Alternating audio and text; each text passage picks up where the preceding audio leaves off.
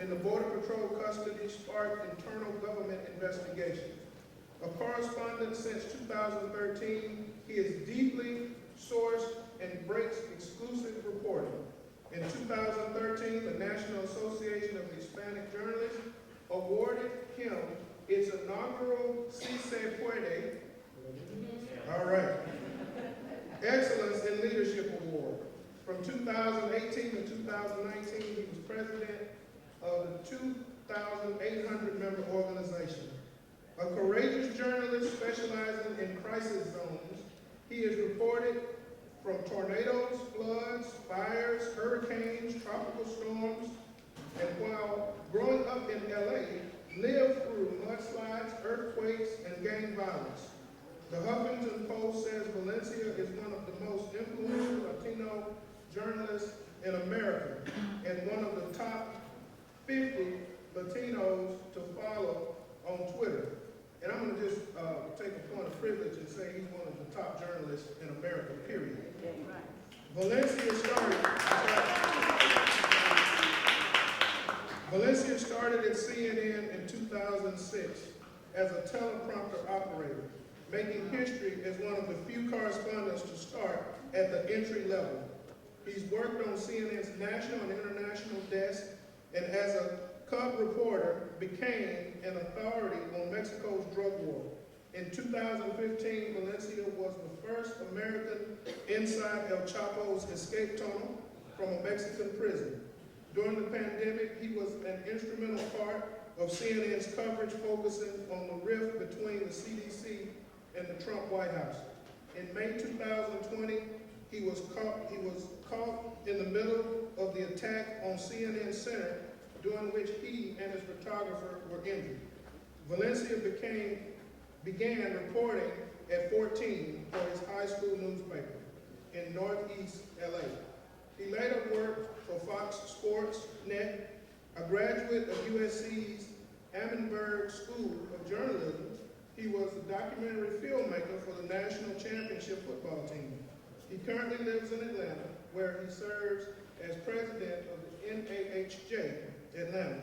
He is the founder of the Latino Media All-Stars, a 700-member national run club for media professionals to focus on their physical and mental well-being. Ladies and gentlemen, let's welcome to Alabama State University, Mr. Nick Valencia.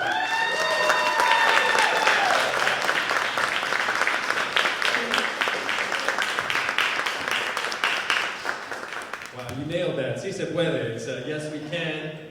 You guys may have heard that phrase before. Good morning, everybody. Hello. To the distinguished faculty and staff at Alabama State University, the Montgomery Interpretive Center, and of course the Greatz family, for this incredible recognition. I'm truly honored to be with you here today. Standing here where history was made, where voices were raised during the civil rights movement, reminds me of the weight my generation carries forward.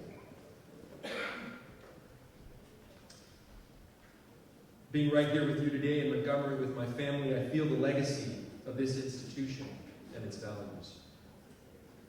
Values like standing up for the marginalized, amplifying voices that for too long have been silenced. These are values that I try to live by every day, not just in my personal life, but in my professional life. No matter if the person I'm helping looks like me or not. Bob and Jean Greatz understood this. They knew the significance of standing shoulder to shoulder with strangers whose struggles they would inherit as their own. They risked their own safety to be allies. And that's what I came to talk to you about here today. Everyone needs an ally. That means understanding that the fight for freedom is not about obligation. It's about doing what is right because it is right. Yeah. True freedom is a collective effort. It's this idea that I carry with me today, and why I want to say something I think is critical in our current climate. Diversity is not a dirty word.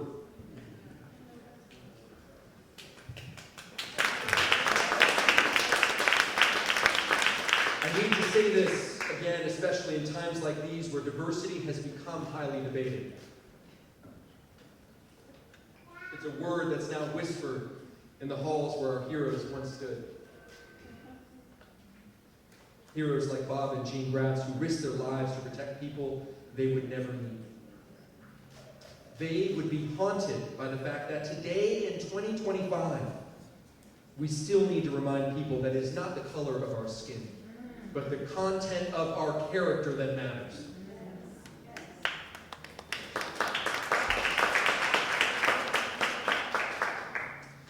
I was reminded of this again this week on Monday when I attended the funeral of my good friend. His family knew him as Kenneth Bailey, but the world knew him as Young Scooter. On a drizzling Monday afternoon, I sat in the pew in front of his casket, surrounded by a sea of people who on the surface looked nothing like him. And like all the other times I find myself being the only person in the room, I was proud to be there. I was proud to be an ally. Now you may ask yourself, what does a street rapper, an urban rapper like Young Scooter have to do with someone like me? You would be surprised, or maybe not. The truth is, our struggles were not so different. Scooter came from a place of hardship, just like I did. And although we grew up worlds apart, me in Northeast LA and him in Walterboro, South Carolina, we recognized that struggle in each other and we became allies. And that's why I say here today, the Chicano struggle is the black struggle. That's right. If you hear nothing else from me today, please hear that. Our struggles are one and the same. And it is together that we are stronger.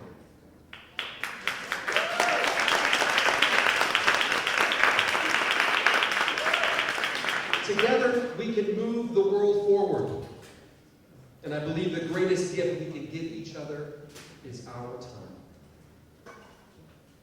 That's why since moving to Atlanta from Northeast LA in 2006, I've been committed to putting myself into the culture.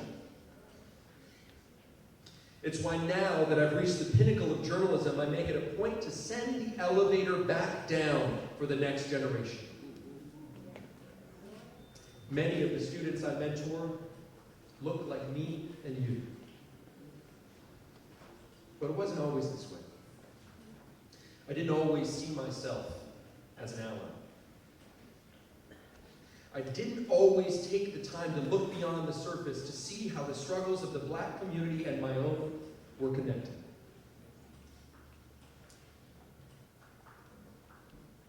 I'm a third-generation Mexican-American, born and raised in Northeast Los Angeles. A Chicano.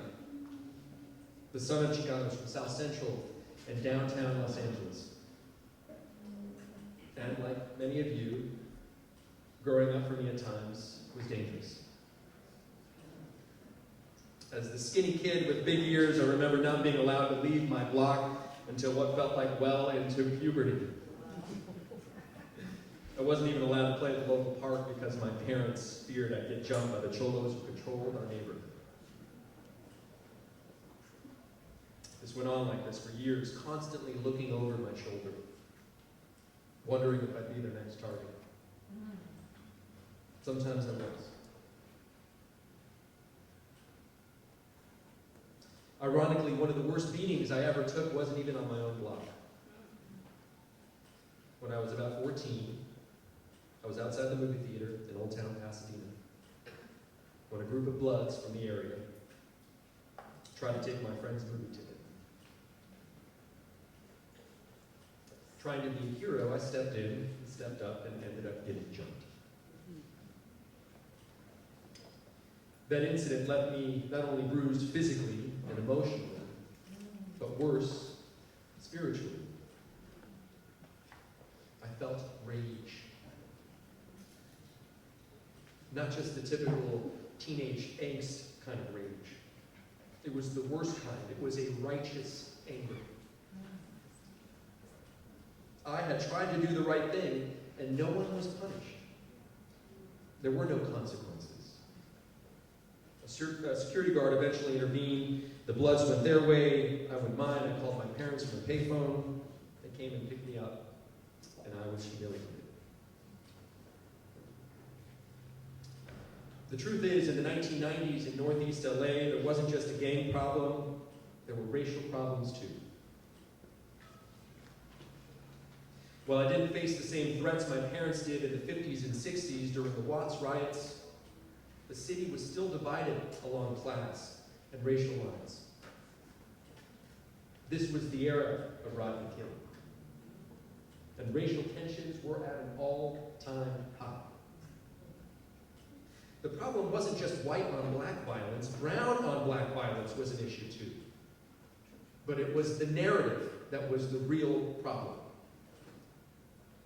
I grew up in a small pocket where most people looked like me, and I was taught that Mexicans stayed in certain parts of town and black folks stayed in others. It was the battle of the disenfranchised. That's how the city was carved out. But after the beating I took in Pasadena, I stewed on it for a long time, trying not to let that hate take over my heart.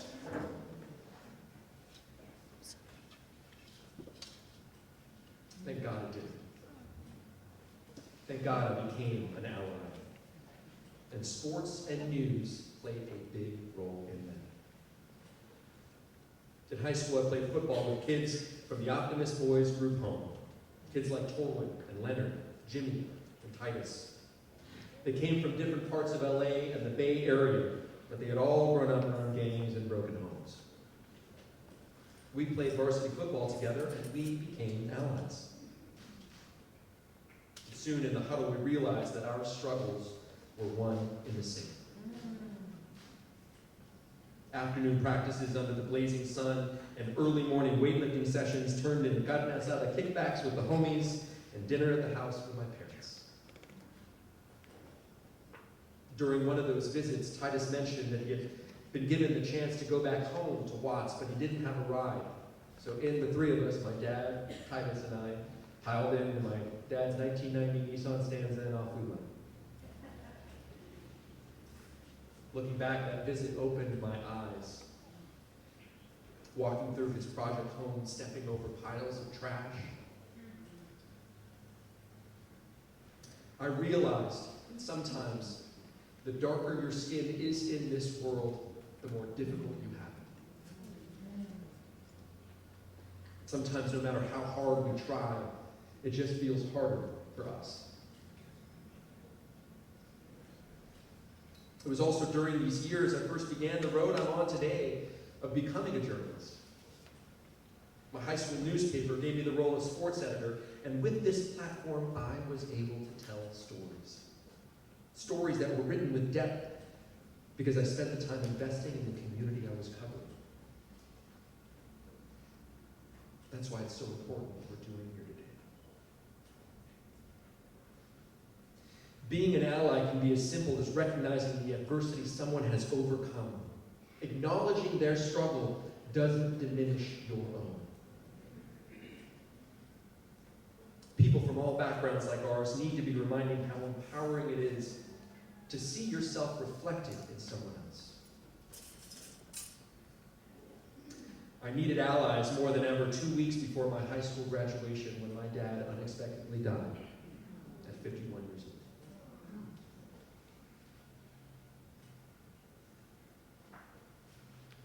At 17, I lost my best friend. Looking at my son here, I named him after my dad.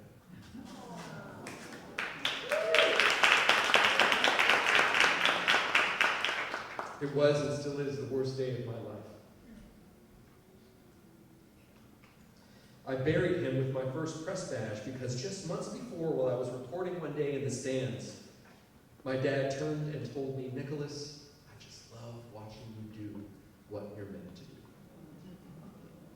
I was meant to be a journalist. After his death, it took allies to encourage me to keep moving forward because it was adversity that clouded the vision of my dream. It was hard, especially as a kid, paying my own way through USC, sitting next to kids whose families owned buildings at the school. I felt like an imposter. But for me, USC doesn't stand for the University of Spoiled Children. It stands for the University of Successful Chicanos.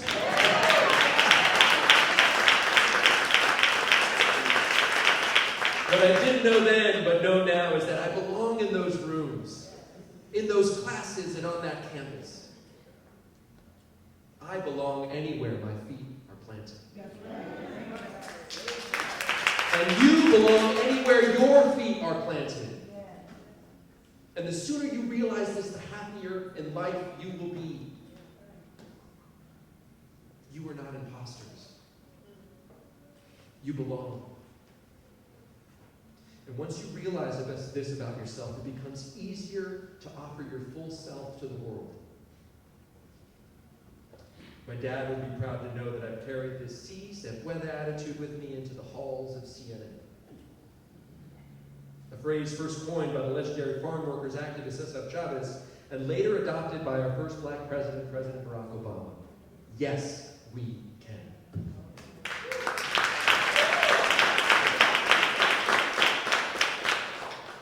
I think about this often as I walk the halls of CNN, a place where some of my coworkers come from backgrounds, a lot of my coworkers come from backgrounds more privileged than mine.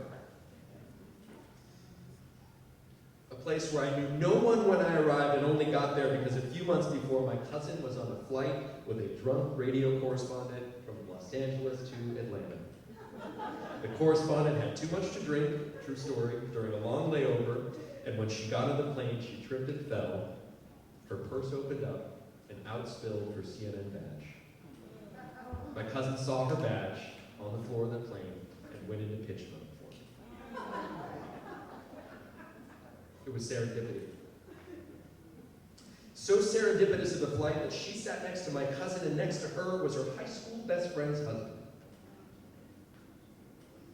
I was teaching kids how to ice skate when I got the call, but I was ready for the opportunity. What I wasn't ready for is that when I arrived in 2006 at CNN, people were still telling jokes about Mexican gardeners, and I was the punchline. It took a long time before I stood up to it. I didn't feel like I had a voice then, but I do now. And allies have helped amplify my voice. I not only have a voice, but a platform to be an ally. Standing here today is just another affirmation that I know what I do matters. Which is why I approach my job as an act of service, because journalism at its best is an act of service. By approaching my job through this lens, I make sure that the stories I cover aren't just about reporting the facts, but about telling the human stories behind them. Stories that resonate on a deeper level. Stories that call for change. From covering the death of Freddie Gray in Baltimore, where I was the only reporter to follow activists into a nighttime protest where they defied curfew and got tear gassed and arrested, to marching 18 miles across the boroughs of New York with demonstrators during the I Can't Breathe protests for Eric Garner. My work has always been driven by a deep commitment to amplify the voices of those fighting for justice. My dedication to these values continued as I covered the death of Mike Brown in Ferguson, Missouri, and then Ronald Reagan and later Alton Sterling in Louisiana, where well after my shifts were over, I went into the communities to meet face-to-face with the activists who were just looking for someone with power to listen. Throughout these stories, I've made it my mission to show that journalism is not just about reporting facts, but about amplifying the voices of those who have been historically silenced. And I don't just show up when black and brown men are killed by police, or brown men are deported. The fact is, over the years, I've gotten countless people jobs at CNN, and most of the kids I've mentored have either been black or Latino. I've made it a point to mentor the next generation of journalists, particularly from those from underrepresented backgrounds, in hopes of making the media landscape more inclusive. Whether it's providing guidance to young reporters or advocating for coverage that addresses issues of race, identity, and inequality, I've dedicated myself to ensuring that everyone, regardless of their background, has the opportunity to be heard. In return, I've asked for nothing, other than that people don't put dirt on my name, and that one day they pay it forward. Because today it's me, and tomorrow it's you. I've seen it happen. These experiences have further shaped my belief in the power of allyship, both in my work and in my commitment to serving the communities I report on. In these tumultuous times, I often think about my friends and my family and the people who I've come across during my travels who are hurting. In these moments, I look beyond myself. Being based in Atlanta has made these opportunities to be an ally much more possible. Being in the South allows me to stay deeply connected to the heart of the movement directly impacted by systemic injustice. And it is my proximity to this community which reminds me of my own struggles growing up in Northeast LA. Allyship isn't just a concept. It's a call to action. It's a responsibility that we all share. So I urge you, be an ally, not just in name, but in action. Stand with those who need you. Stand up for what is right. Live in good faith. Do right by the people you come across, and do right by each other. God bless you, and thank you so much for allowing me to speak with you.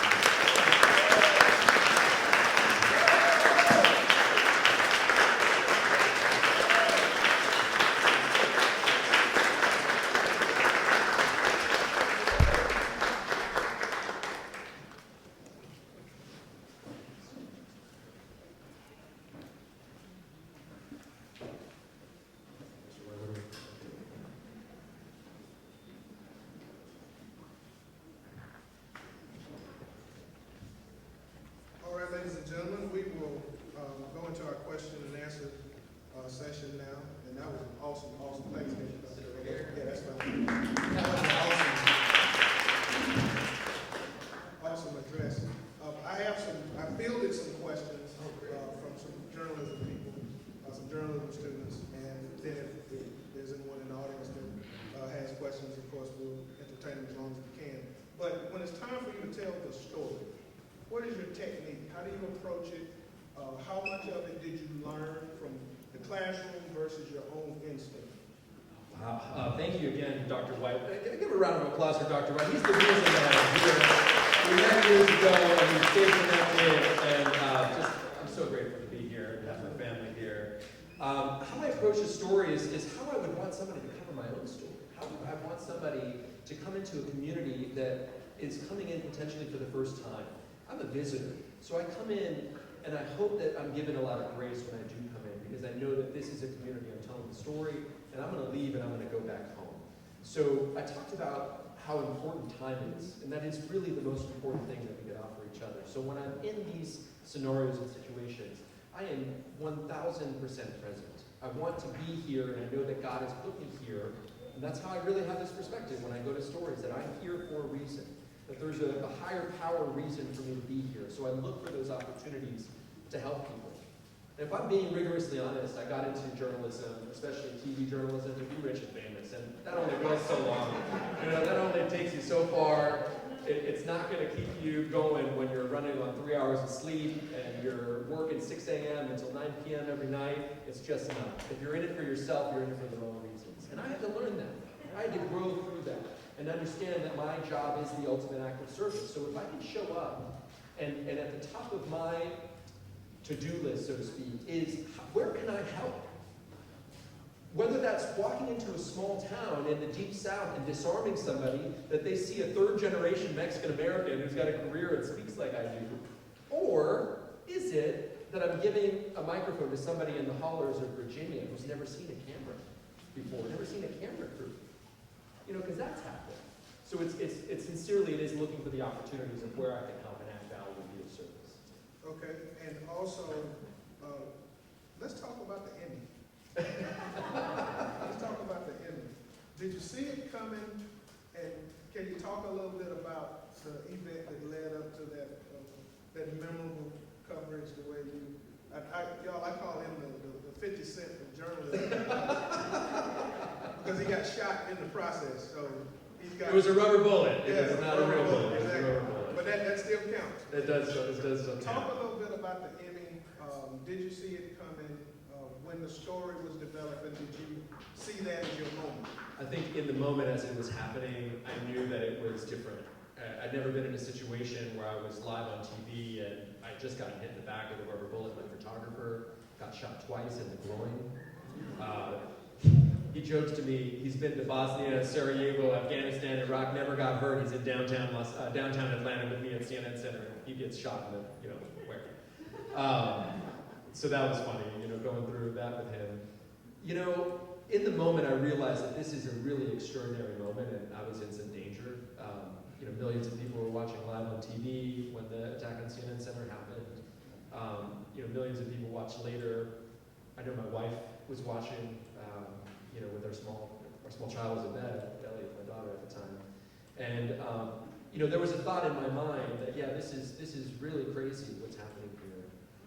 But I think I just tried to not overthink what I was going through. I was scared. Some people took exception with my coverage because I kind of became part of the story. There was a moment where I thought this crowd of demonstrators, there was nothing keeping from them. Forget I was with CNN. They were going to overtake the police and then I was just in the way of where they were trying to get to. It doesn't matter whether I was on their side or not, or liked my coverage or not. I was in between point A to point B. And there was a fear there that I was going to get overrun, that my crew was going to get overrun. I give credit to Chris Cuomo, who helped sort of coach me live through that moment on air. He's had experience with it before. But no, I don't think I did it for an award. Sure. There's certain people out there that they want to be the story as journalists, especially on television. You want that gotcha moment, you want to create those moments. That moment just was created in front of me. And I tried to do the best I can to describe what's going on. Sometimes as a journalist, you just have to point to something and say, look, this is what's happening. I'm not meaning to point at my photo. But look over there, this is what's happening, point. That's what's going on. You don't need to look at that. But yeah, I'll tell you what though, you talk about the Emmy, it's a lot more, and my wife will back me up on this, I am more proud and honored to be here with you guys today, and being here in this city that has made so much of an influence and progress in civil rights. This is way more important than any national Emmy or any sort of fancy award could give me. Now, I will say also to the audience that Nick spoke in my class earlier this morning, and y'all, he threw down. Some of them showed up. They must have liked what I said. To impress that crew, they showed up here for part 2 of it. But you mentioned in the class about subjectivity and how important that is. Can you talk a little bit about the false assumptions of the media versus how the media really is? Yeah. I think it's very valuable. Look, I don't believe in objectivity. I don't think it's real. I'm not a robot. None of us are robots. I'm a subjective person shaped by my life experiences, and you've heard some of the life experiences that I've had. I'm subjective down to the point of where the person I choose to interview, the soundbite that we choose to take from the person that we interview, all of that is subjective.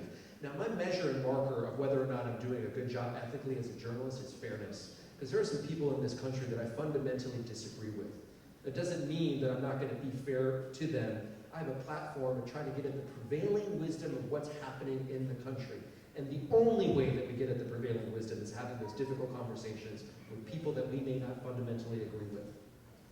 And that's what I try to do, is I try to go out of my way to have those uncomfortable conversations. And some of them are sometimes with people that I love. And there's people in my life that have let me down in the last 6 months. You try to meet them where they're at to get the prevailing wisdom, because you guys don't benefit from me telling you what my echo chamber, what the siloed off experience that I'm having. That's why I don't only hang out with journalists. I go out into these communities. I show them that I care, that I'm not just showing up when a black man is murdered by police or a brown man is deported. I really mean that. I'm spending time in these communities because it matters to me, because of the job that I have and the burden that I have to show you what's happening for me. And so I don't believe in objectivity. My measure, my marker as a journalist is if I'm fair. And I believe that I'm fair. And I can look at myself and my family and my kids and I know that I'm being fair. One more, and then we'll take, what about when the FBI or CIA shows up at your door, wanting to know where you got your information from? Because you said that in the class. You talked about how you have to stare in the face of top government officials and stick to your guns, because journalists are not supposed to reveal their sources. Tell us a little bit about that. You heard in the introduction, I deal with a lot of very delicate sources, some of them who, and I'll tell you what happened, during those stories that I was covering along the border that led to government investigations. 2 of those Border Patrol agents had their pensions taken away. They were at the 11th hour, basically let go. The Border Patrol let them believe that they were in the clear until the very end. So there were repercussions for what they did. Even though they were doing the right thing, they were punished. Now, those Border Patrol agents, the leadership, they wanted those sources. They wanted to know who I was talking to. This also happened during my reporting with the White House in the first Trump administration and the CDC. I broke the story that they closed down the border, Title 42, they closed it down. They were using the pandemic as something that they had wanted to do politically for a long time. And all of a sudden, I was getting a recorded phone call from Stephen Miller and Hogan Gidley and other names that you might recognize from the Trump administration. And I could only, the inference there was, is intimidation. Who is this random reporter in Atlanta that knows what's going on in Washington and what our plans are? No one wants to hold, the powerful want you to hold, and it includes sometimes our bosses, right? They're the powerful sometimes, and our job is to hold the powerful accountable until they're the powerful. And so you have to navigate these roads as well. As an individual, I've got to navigate these roads. But, I don't take an oath on the Bible and swear that it's part of my ethical obligation as a journalist to not ever reveal who the sources I'm talking to. And we take steps and precautions. Signal is talked about a lot right now as an application because of what happened recently with the Department of Defense. And I've been using Signal as an encrypted application since 2018 to deal with delicate sources. And so we take measures to protect people in order to keep them safe, because they're taking risks, not just like the Greatz family for their safety, but for their jobs and their livelihoods, which is another risk they're taking.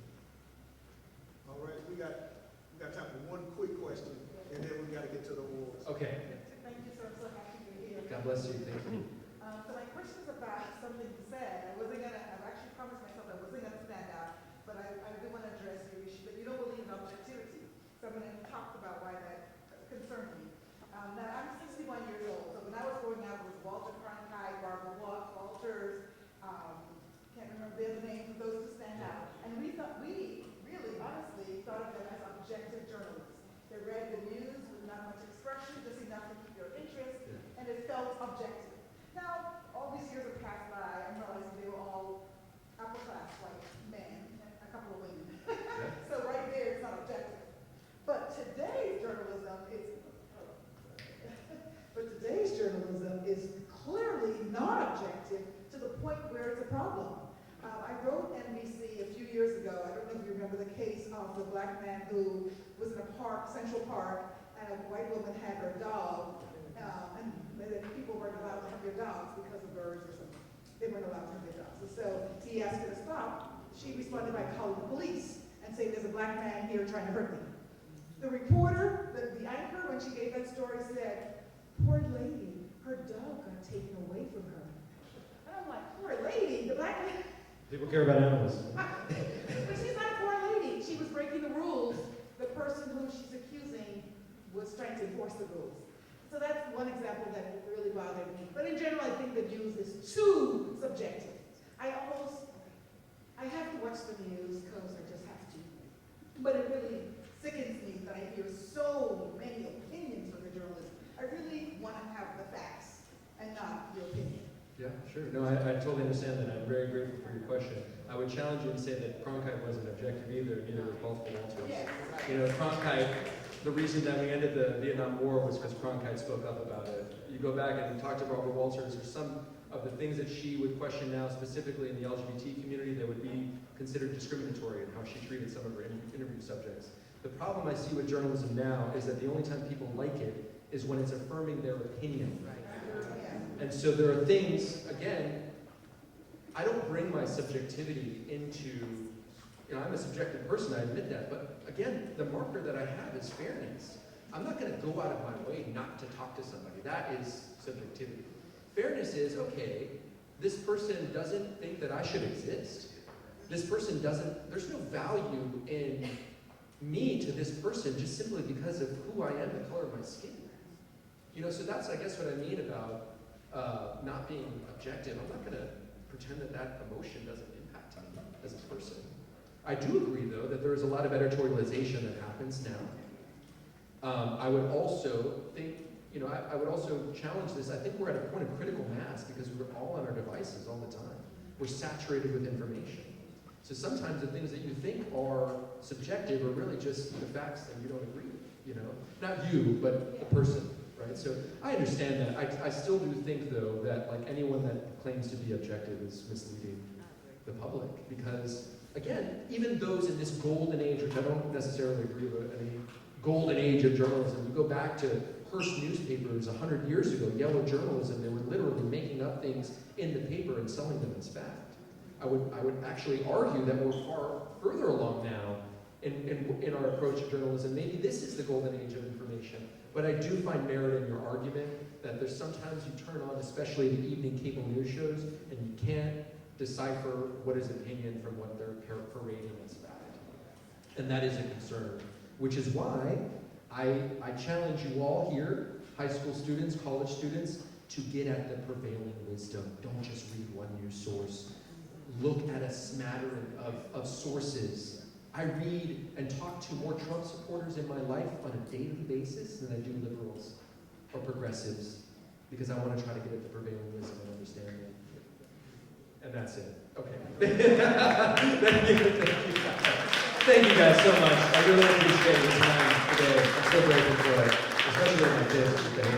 You guys will have a chance during lunch to speak with Nick and ask any questions from him, but we are running a little behind.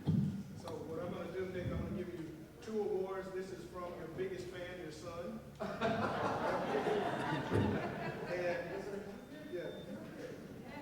And I also want to give to you. This is Alice, my daughter.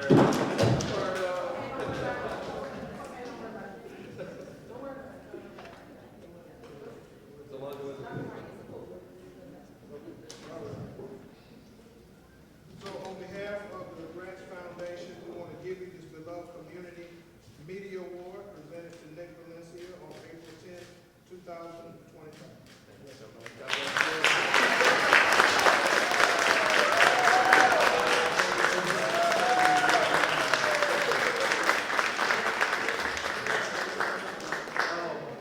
bless you. We also have a copy of Dad's book. Wow. Oh my gosh. God bless you guys. Thank you so much. Thank you very much for allowing me to speak here today.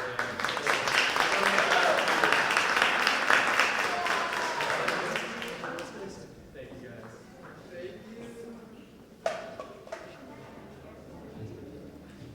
All right, we have reached the luncheon part of our program. Hasn't it been a great day today so far?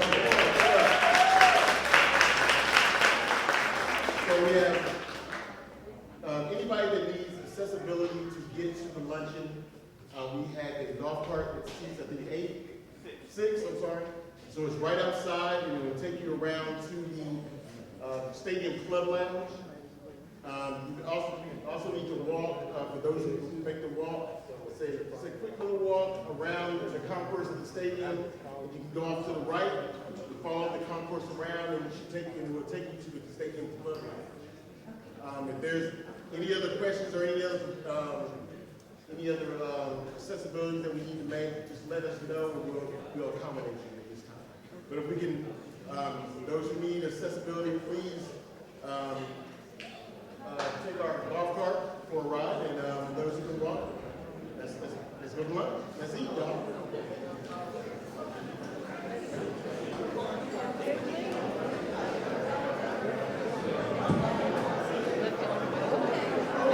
Who is a member of our the Greatz Foundation Board. He will serve as moderator today.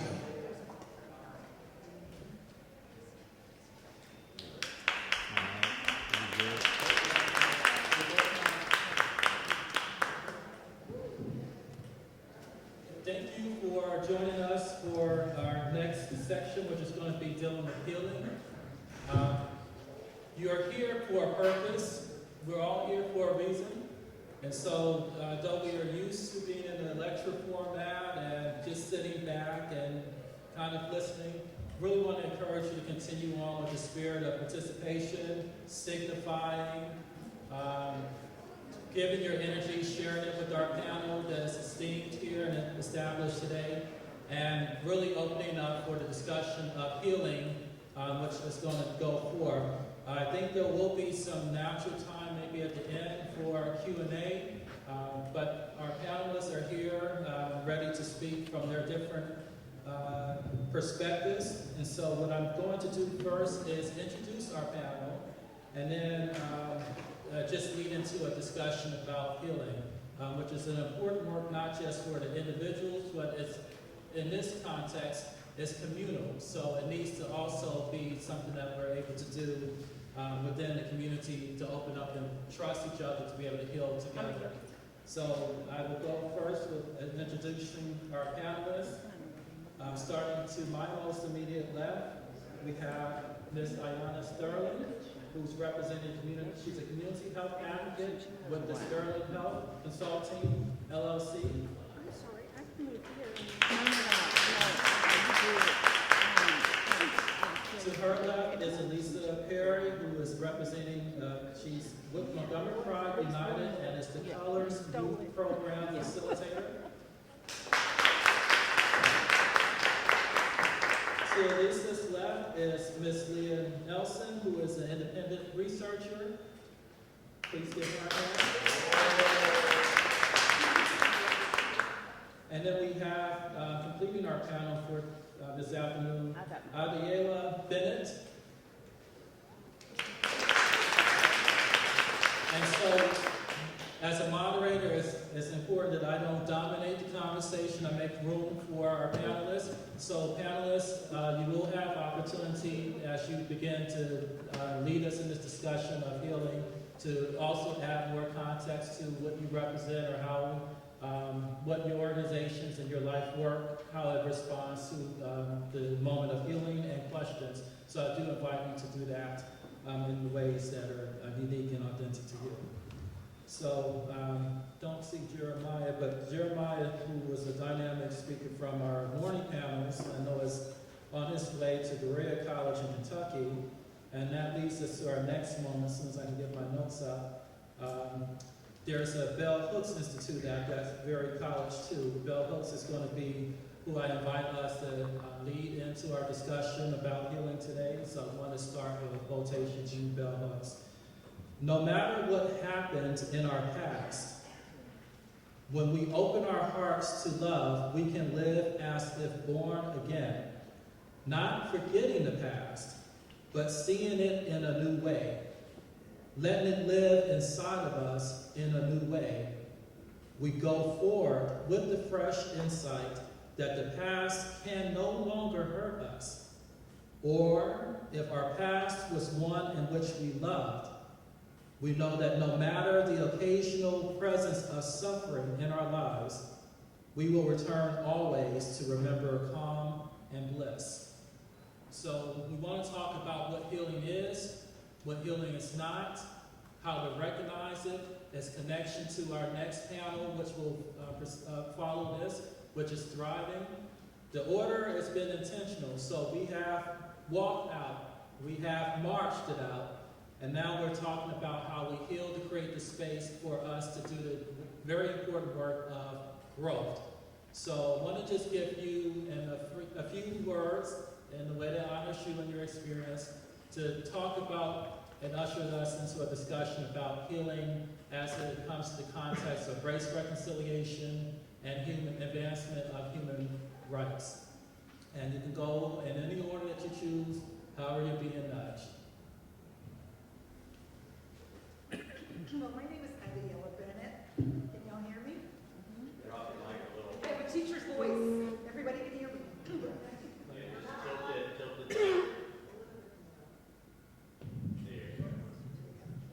Thank you. Good afternoon. My name is Adriella Bennett, and I serve at least 2 hats. The hat that people usually know me as is the President and Chief Engagement Officer of a small nonprofit called Women in Training. Women in Training Inc. is a small nonprofit, but it's done some mighty work. It was started in 2019 by my twin daughters, Brianna and Brooke Bennett. When they were 11, they kept whispering about what they want to do for their 12th birthday. And honestly, my husband and I thought they were talking about trips to Disney World maybe, trips to Paris, trips to Miami Beach, because we were living here. We had just moved here from Miami.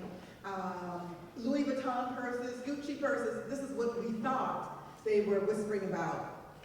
So my husband said to me one day, why don't you go to their room and tell them they've got like $200 for their 12th birthday, so let them know the parameters. So I went in the room. I never got to talk about the money because I was blown away. What they were talking about is the fact that they wanted to build houses for all the homeless people in the world. They wanted to heal homelessness. They wanted everyone to have a home to live in.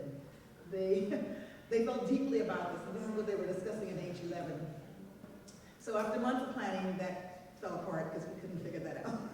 And then Brianna, who's full of ideas, says, oh, I love to cook. We can cook a hot meal once a week for every child in Alabama. And Brooke's like, yeah, that's better, we can do that. So after months working on that fell apart too, because we couldn't figure out the logistics. And then Brooke, who's the quiet one of the twins, says, well, when we go to mom's school, we always see girls who are spotting because they don't have period products. And Brooke's like, we're not touching that. That's way too personal. Their mothers need to buy them pads. And Brooke's like, but their mom doesn't have the money to buy them pads. Like, don't you think if the moms had money, they'd buy them pads? And then Brianna watched a YouTube video in which a woman had just been released from prison, and the interviewer was asking her, what was the worst part of being in prison? That was here in Alabama. And she said, all of it was horrible. I didn't commit the crime, of course. I say of course, a lot of people say that. I was beat, I was raped, the food was horrible, I didn't have proper health care, but the woman said the worst part of being in prison was every month having to cut up sheets, steal sheets and cut up sheets to make pads. Brianna broke down crying, and that's what they decided to do. They wanted to heal, they decided to heal period poverty as an issue. Then I'll stop and talk about my other issues later so somebody else can have a chance. I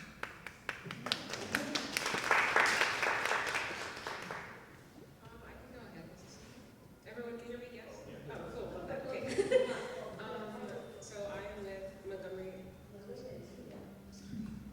Oh, there it is. Hey. Yeah? Okay. Okay, sounds good. I am with Montgomery Pride United and also Colors. Our primary focus is making safe third spaces for LGBTQ, queer and trans youth here in the River region. So a lot of our work really focuses on the first step of healing, which is usually getting out of isolation and finding common community and safety. A lot of our people come to us with no supportive family or supportive family that is also very far removed from queer culture or trans identity. So I think one of the things that we do see when we get people coming in for their first step of healing is they are coming in after feeling as though something is broken. Healing is not linear, nor is it synonymous with fixing anything. I definitely think healing is like more so synonymous with nourishing yourself and learning how to nourish your community around you so that you do move towards healing those parts of you that don't feel accepted, or healing those parts of you that feel as though you shouldn't be accepted. A lot of our work that we have been doing has been really honing in on creating community. This past Thanksgiving, we had a Gaysgiving event, and we had about 40 to 50 people show up. A lot of them we've only seen maybe once or twice, but they made sure to come so they wouldn't be alone. And I do think a lot of our people, me included, within the last year, we have healed big, honestly, generational wounds that live in intersections of being queer and trans, person of color, or from a low impoverished upbringing. So yeah, that's what we're doing so far.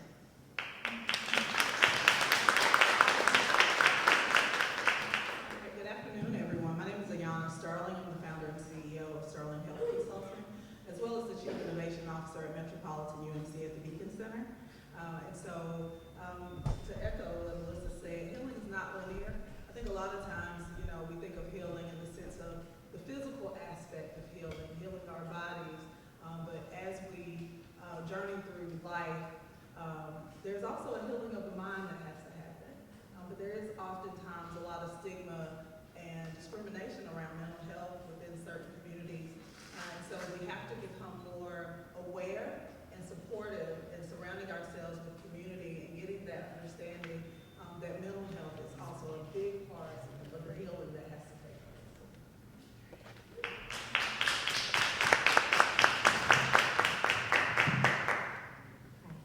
Can you hear me? Yes. Okay.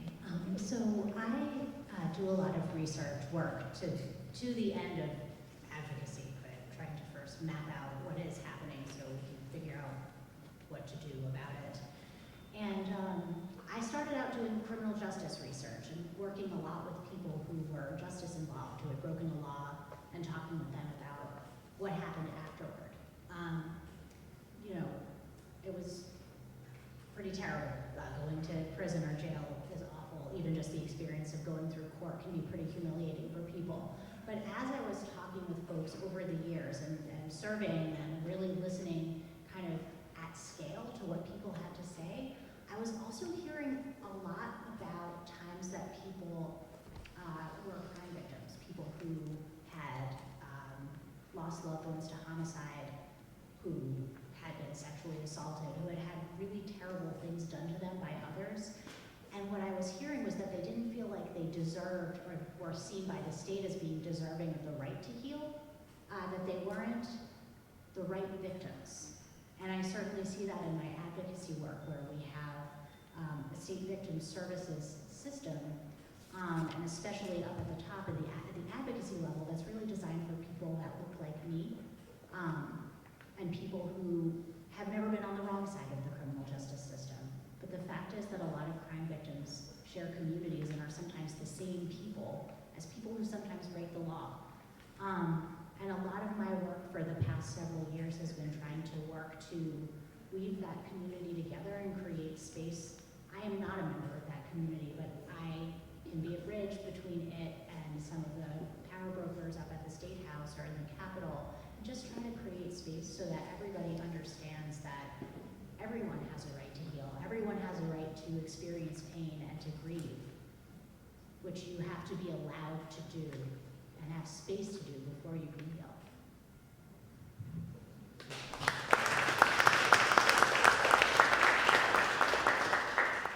So language is very important, and the values and how we understand things in context as well.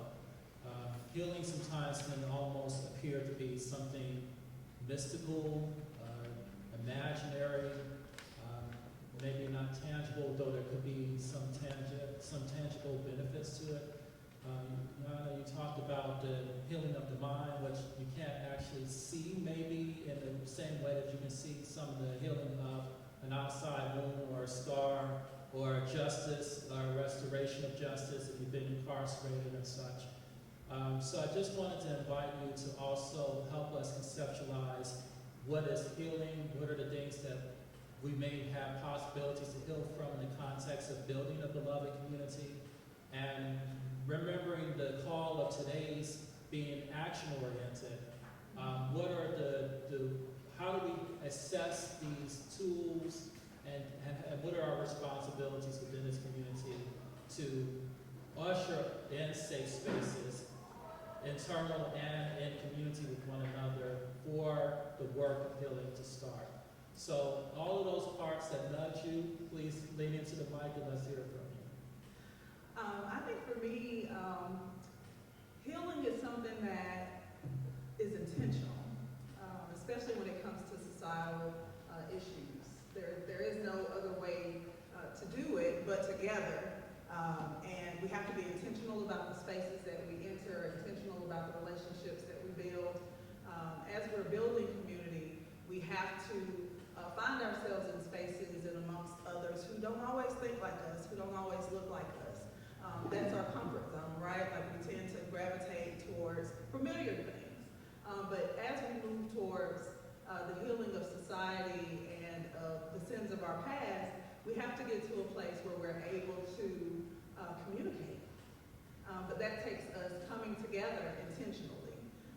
So making those, coming to events, going to churches, and just sharing time with individuals who are not like us.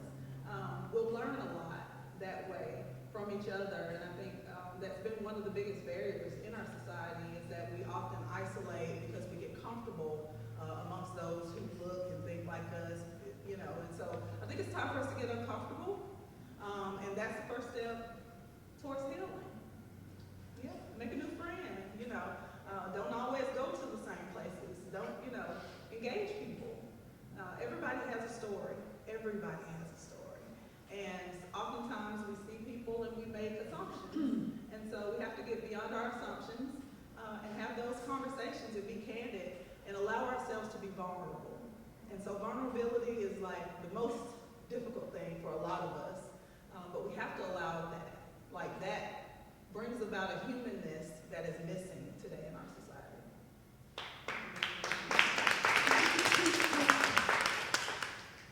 I'd like to speak about spiritual healing. So that's the other hat that I wear.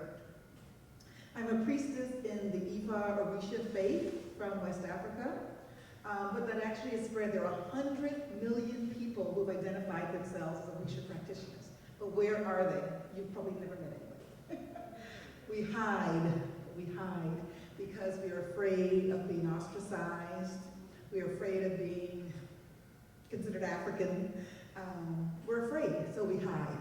Our ancestors originated, the Yoruba faith originated in Ile-Ife, Nigeria, which we believe is the Garden of Eden, where life began. And they practiced for thousands, hundreds of thousands of years, until the enslavement era. The slavery served a good purpose, if I dare use that word, because it's not good, obviously, and that it spread the Yoruba culture, it spread the Yoruba faith. So there are hundreds and thousands of Yoruba practitioners in Cuba, they call it Santeria, in Brazil, where they call it Candomblé, in Trinidad and Tobago, where they call it Shango Baptist, because in Cuba, and all of those countries that I just named, we combine Christianity, because that's usually the dominant faith, we combine Christianity with the African traditions. So Santeria is the practice of the saints. Candomblé, again, is the practice of the saints, and Shango Baptist, obviously they're Baptists, they appear to be Baptists. So I've been practicing this religion for 30 years, and I've hidden it for, certainly the whole time I've been in Montgomery. I've kept it a secret. I've hidden it. Really, but the hiding began, I think, when we lived in Dubai. My family lived in Dubai for 5 years. And Americans may ostracize you, but they won't stone you. So in the UAE, the United Arab Emirates, it is illegal to not be a Muslim or a Christian. Those are the only two faiths they recognize. It is Christianity. They accept Christianity because they need workers from the West, and who are usually Christians. So that's why they accept them. And then, of course, Islam is the law of the land.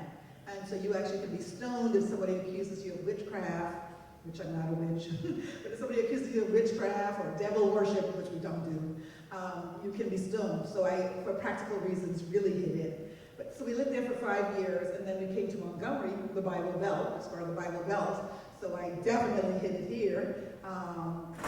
My family members were, and my husband and children did not practice this faith. I actually practice alone. And I keep saying any day now this marriage is going to fall apart because my husband's a serious Christian. He's a Christian. He was the head deacon of Dexter Avenue Baptist Church. We now attend First United Methodist Church, where he's on one of the boards. So he is serious about his faith as a Christian. But somehow we're able to live together and raise our children together and be happy, even though I have a faith. Because really, the basis of our faith is there's one God. Somebody spoke earlier about there's one God.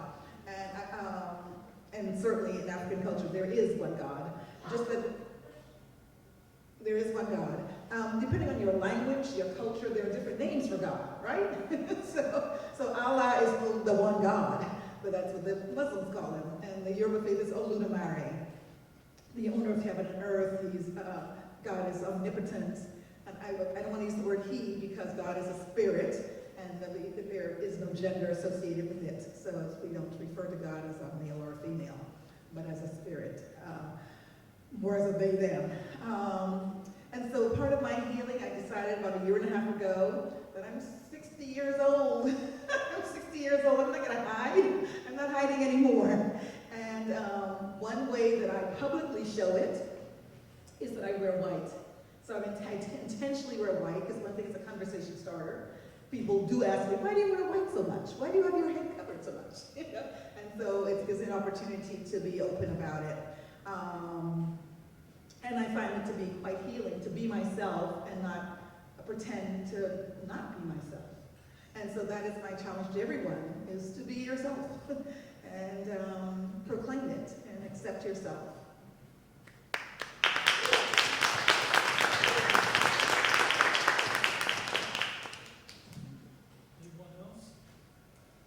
I'll say a little bit in terms of the barriers to healing.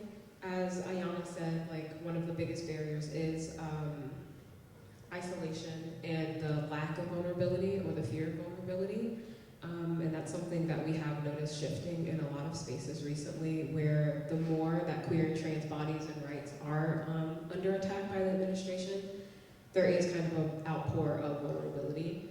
A lot of our barriers that we see in Montgomery are based in transportation, financial disparities, health disparities across the board. And I think like healing as a collective and being very intentional about it is one of those ways to help kind of break down those disparities and start moving forward as a collective.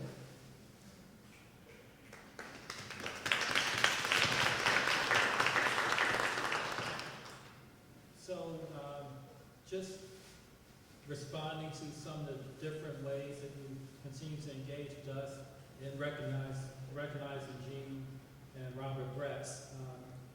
So we talked a lot about, and that was connecting to earlier discussions about how the law has been used to bring about some of these changes that then has started ushering some of these spaces that are now making things a little bit more opening and safer for everybody. But we also know, recognizing Jen and Rob Greatz, that a lot of the changes that they implemented and modeled and exemplified were not something that was external, but it was just the right thing, the good thing to do, and then they did it. So we heard reference to them having the first segregated swimming pool in Montgomery because they just turned the tractor wheel and some tarp into a pool and invited people over. So it helps to bring some idea, notion that this is not something that's so big and requires so many resources sometimes in order, though that is important, that a lot of the work of building community, beloved community especially, creating these intentional spaces of welcome, where healing can be a process and people can assess and engage in, really comes from just some of the work that we do, that we have the capability to do, even if we don't have all the resources all together. Perhaps that's in the coalition building, the allyship that Nick Valencia talked about are some of the other ways that we build these communities together and integrate. So I just wanted to know if you could speak to what are some of the practical, what are the sort of the things that we sit in this audience today without $1 million, without famed attorneys, without a bill of legislation that's active, what are our opportunities today, right now, that we can do to create these intentional spaces, to usher in healing, and to, what are the responsibilities we have to try to do that for each other, not just internal individual work. Leah, you're leaning close, so let's hear from you. Well, I was, oh, okay, I'm short. I was really fortunate to really get to know Jeannie. I thought I was just gonna like worship her from afar because of how amazing she is and how not amazing I am. But she was not into that. She lived, in my neighborhood, and I would run into her, and she would ask about my kids, and I was like, "You are a very important person. Are you sure you want to care about my kids?" And she definitely did.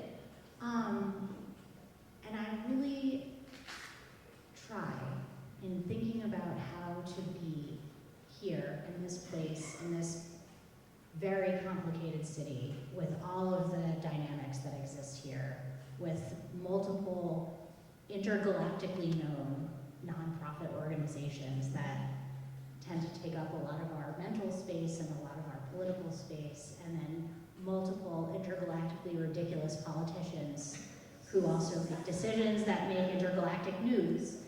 How do you just be a normal, decent person in a place where the dynamics are so huge, and it sometimes feels like it's the center of the universe? I really learned a lot from Jeannie. I try to just give people my phone number. If I encounter someone in my work who doesn't have everything they need, I am definitely not going to be able to get them everything they need. But I keep in touch with people. I do a lot of big survey projects. The first one was in 2018. I am still in touch to text with and be on Facebook with a pretty large handful of the people I first encountered through those surveys. And I try to get them something they need, or at least acknowledge that they need that thing and no one can get it for them. Just to be an external validator of what they're experiencing sometimes really matters to people who never hear anything but, "Why are you asking for that? You're never gonna get it." And it's really small and personal, but I got something I needed from Jeannie, which was just to know that I was important enough for her to know the names of my kids. And I hope that by always answering these folks' texts or wishing them happy birthday on Facebook, and also continuing to do, the other work that is my day-to-day work, I hope that I'm passing along that spirit, because I think just being in a very small way in community with each other is a big deal right now.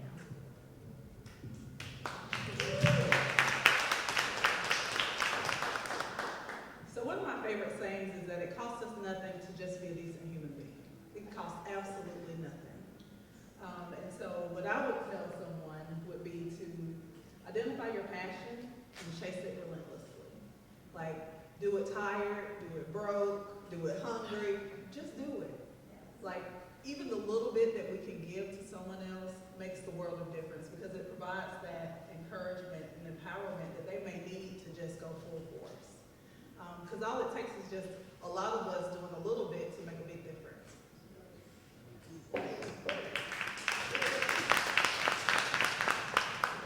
Anyone else? Okay. So, in theory, all the things that we're talking about and proposing could work pretty well, and we can get into the spirit of it, especially when it's like-minded individuals. One of the stories that I won't repeat, because I don't know, I can't do it as well as Jean Greatz or her children who've heard it, but I know that one of the things that she worked for really hard in her life was healing from all of what they experienced. And this is a story that's connected to someone who perpetrated an act of violence against her family in their home, and them still being around, still being in business, and still having to drive past this place where that person was, and how difficult even as they got past those moments, it was to still get to a place, and how important it was still for her to get to a place of saying, I can finally forgive him, I can finally drive past here, I can finally think of this, live that memory in a different way that doesn't still isolate me and terrify me. So can you talk a little bit, because this is about reconciliation, and it can't just be us and all the like people who say amen here in this place. We go out to a world that's hostile. We go into a world that's has a lot of adversity and strife.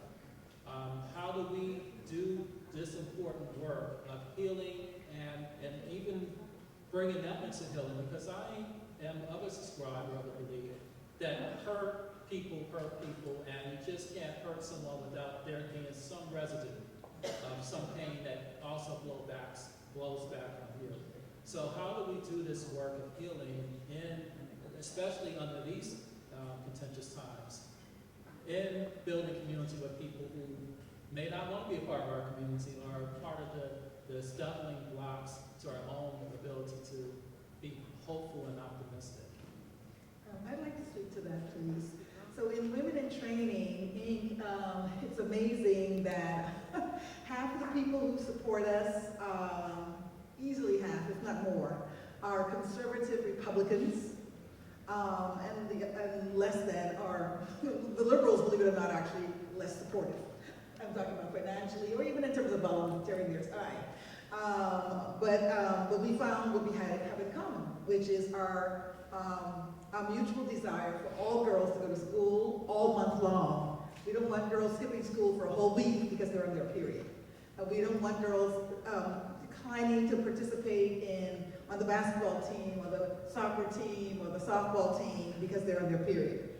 We don't want girls saying, I can't be involved in student government because I'm afraid to be in front of other people because I'm on my period and the enemy spot.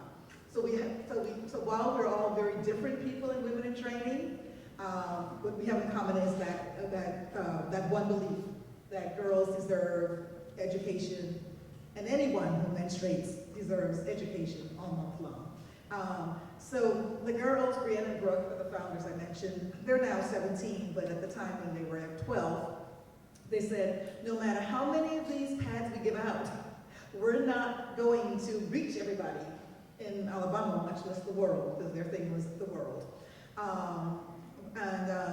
And so we went to the State House. I see a few people. I see Jill Friedman in the audience who was with us that first time. We went to the State House and met with State Representative Rolanda Hollis. And so the girls asked if she would introduce a bill to help end period poverty. She agreed. It took 3 years to get the bill passed, and then a 4th year to get the kind of money that's worth it. The bill now is HB 50, and it's now law, and provides $400,000 a year to the Alabama Department of Education to provide menstrual supplies for girls. But that was passed unanimously. But in the time it took it to pass unanimously, we got so much hate mail, nasty phone calls, sorry to say this, but white men, particularly white Republican men in particular, saying, let them buy their own pads. They can buy fake hair, why can't they buy pads? They buy fancy cars, why can't they buy pads? They get those fake nails, why can't they buy their own pads? And I'm not going to vote for this bill. The state legislators telling 12-year-old girls, I'm not going to vote for that bill. But after 3 years of advocacy, it passed unanimously. And the funding, then by the 4th year, I told you we were able to get the $400,000 in funding. So my recommendation is that you find, you can build a coalition even with people who don't look like you, who don't believe the things that you do. You can build a coalition by having a passion, find people who have the same passion as you. And that's a form of healing, is to work on an issue that goes beyond your physical self.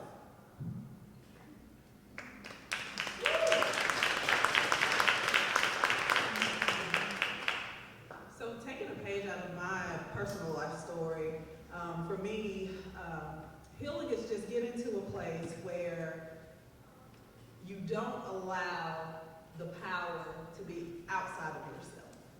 And so in making reconciliation to those who we feel may have wronged us in any way, really lies with us. It's a decision that we have to make to move past that. And it's definitely a process. It's not easy by far, but it's a decision that has to be made internally. And then, again, having those very difficult conversations. There's been people throughout my life that I felt had wronged me, and I've had some really, behind closed doors, really difficult conversations. But we can't internalize those feelings and expect, them to just go away. They'll manifest physically, they'll manifest in the way that we treat others, and that's just, I made a choice that wasn't the life that I wanted to live for myself. And so if that's not a life that you care to live for yourself, face some hard truths, which sometimes even means acknowledging and accepting accountability for parts that we play in our own difficult situations, and decisions that we could have made to be better. And so we need to just really take a look in the mirror first, and get ourselves together, and then go and have those difficult conversations. I think we don't have enough difficult conversations because it's so much easier to just be angry or just distance ourselves from people. I'm just not going to be bothered. I don't have to deal with them. But you do, right? I truly believe that those things that we often see in others that we don't always admire are a reflection of things within ourselves that we have yet to heal. And so when we encounter challenging situations and challenging people, we have to face those things because that makes our character stronger, and it helps us address those internal demons that we fight within ourselves every day, whether we choose to acknowledge them or not.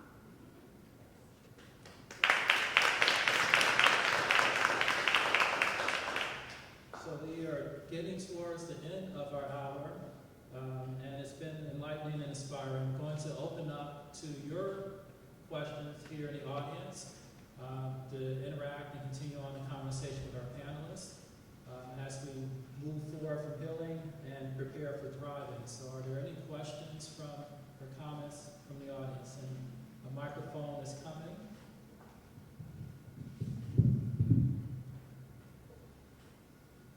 Did I see a hand over here? Yes, sir.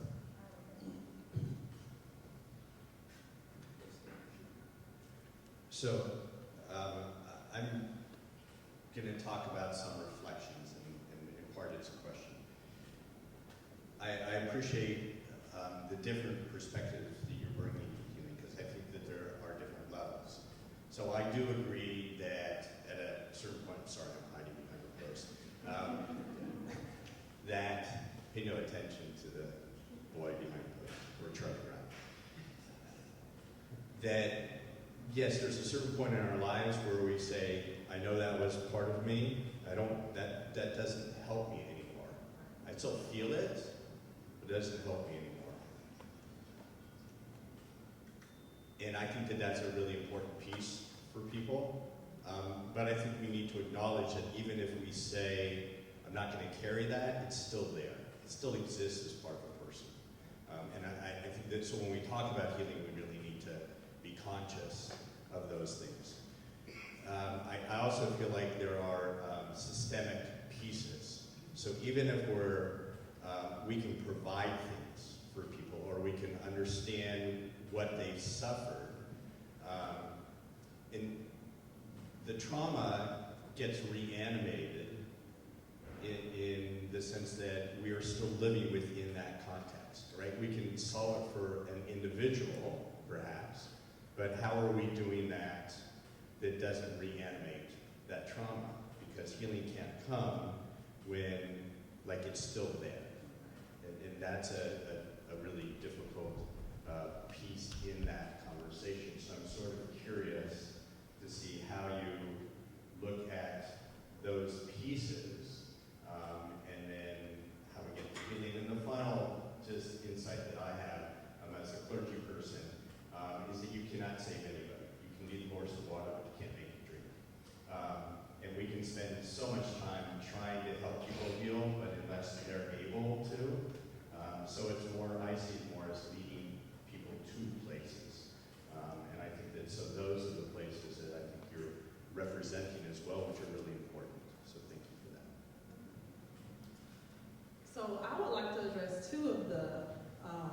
that you made. One, physiologically, we know that trauma changes. There's 1,000,001 evidence-based research practices and articles out there that show that trauma changes the structure of one's DNA. That's a fact. It's not a philosophy. And so definitely those experiences are always a part of us. It's really more so how we choose to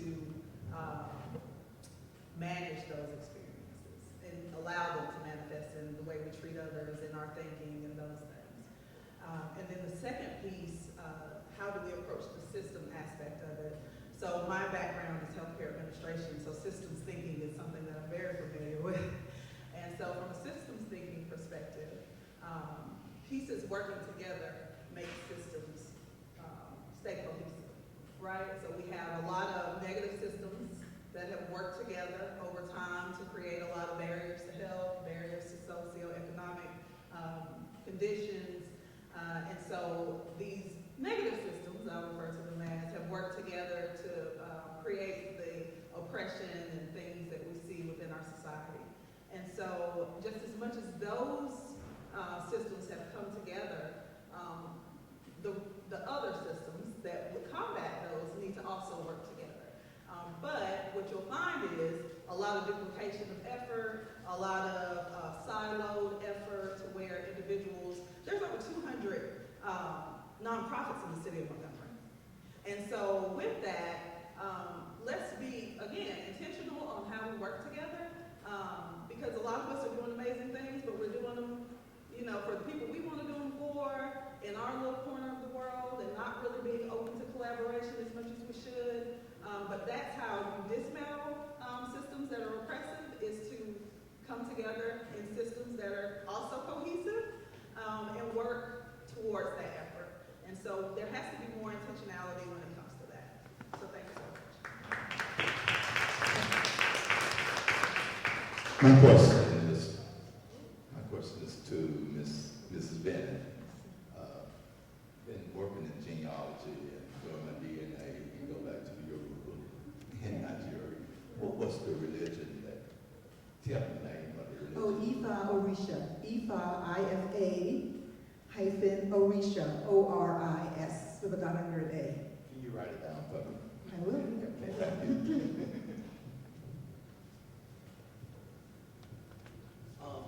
This idea of healing, I think, for me, is complicated.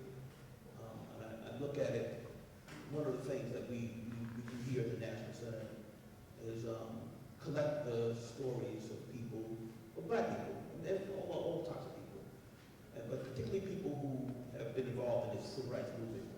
And I've been shocked sometimes about the trauma that some of these people have experienced, the racial trauma, and how they have translated that trauma into a lifetime's commitment to change this society and people. So, in that respect, I see they didn't let go of the trauma. I don't know if they healed. I know they channeled the trauma. Other people, I see these people, some people who have loved ones who have been victims of tragedy, and they say, well, we forgive the person who did this. And I always had a problem with that, Is that like what people think you're supposed to do? And so part of me, and my observation to the panel, is part of me thinks about this idea of healing as internal, something that you do for yourself. Then another part of me thinks about what triggered that trauma and the relationship between you and the trigger, the culprit, either societal culprit or individual culprit. And so I'm very intent in listening to this conversation. I'd like to get your thoughts on, is this something, sometimes it seems like it's something that, you have this restorative justice and people meet and South Africa, this reconciliation week, where people who perpetuated some of these atrocities then talk about that and hold up to it. You know, that's part of the healing process. So it seems like there's different types of healing, and it's not, and they all don't lead in the same direction. Just like to get your thoughts on it. One thing I think about being white and Jewish here is how to enter this place in a way that's respectful and honors the whole past. And I'm going to sound so much more religious right now than I am, but it's because Rabbi Lieber is here and he's scary. Passover is coming up, and every Passover, Jews sit down and tell the Exodus story. And I do that at my house. I host a Seder, and we tell the story in a ritual way. And it is so weird here, right? Because that story is passed back and forth between Black and Jewish people, rhythmically, and with different meanings to each of those people, deep, long-standing meanings, and it's not exactly a shared meaning. Yeah. And there is sometimes a feeling of theft between the two. Who owns that story? Whose tale is it? But one of the things you do at a Jewish Seder is go through the different ways that you would explain the story to a child. And there are 4 different kinds of children. There's the smart child, and they ask this really thoughtful question. There's a simple child who asks a really basic question. A child who is too young to speak, and you just kind of give them the very basics. And there's the wicked child, and their question is, what does this story have to do with me? And I sometimes think that there are white people in this city, but also in this country, in this place, and I try to be mindful of this, who are a little bit like that. What does this story have to do with me? And it has everything to do with us. So I think part of healing is asking that question in good faith and answering it for yourself before you engage with people who need a different kind of healing than you. It's a hard conversation to have, but I guess that's what I have to say in response to your really nuanced observation. Fine job. Ayana, you'll have the last word. As it relates to the reconciliation and what that looks like, what's the expectation? Is it always forgiveness? You know, do we hang on to the anger and the frustration and resentment forever? I think it's a personal choice. And it looks different for everybody. It's an ebb and flow, right? So it's how do I process what has happened to me? And how is that impacting how I react to the world? And so, but it's a personal journey. And so I don't think there is a right or wrong answer to that. Because we're all individuals and that's just how it goes. But it is important to explore it, right? So I think oftentimes the biggest thing is just we don't go below the surface of it, right? The other part of that is when we're encountering those individuals, such as the ones that you encounter with their stories of trauma, is that oftentimes when we're responding to people in trauma, we walk up to them and we walk away from them. We do not walk alongside them on that journey towards healing. And as we walk alongside people, not just me guiding you to a resource and hoping that you're able to navigate that resource on your own as best as you can and you're in my thoughts and prayers, but truly walking alongside that process with you, human to human, and experiencing that, it creates a level of empathy for others and allows us insight into why people feel the way they feel and why some people are able to forgive someone who has caused such great harm to them and why others may not be. But it's all based on our personal experiences, how we internalize and externalize emotions, but try walking alongside and really allowing yourself to be vulnerable with them in their vulnerability. I think you'll get a different perspective that way. So as we're closing out the panel on healing, we'll go back to how we started. And I think that's another response to you, Dr. Robertson, is that it's not about forgetting the events or the scars or the pain. It's about allowing that to live presented with you with a different insight and a different energy, so that you can still carry on and move forward, never forgetting, but moving forward and then moving towards thriving. So that's our Q panelists. Our time is done. We're going to thank them for their time and their insight. We're preparing now for our thriving panel, which will start in about 4 or 5 minutes. Thank you.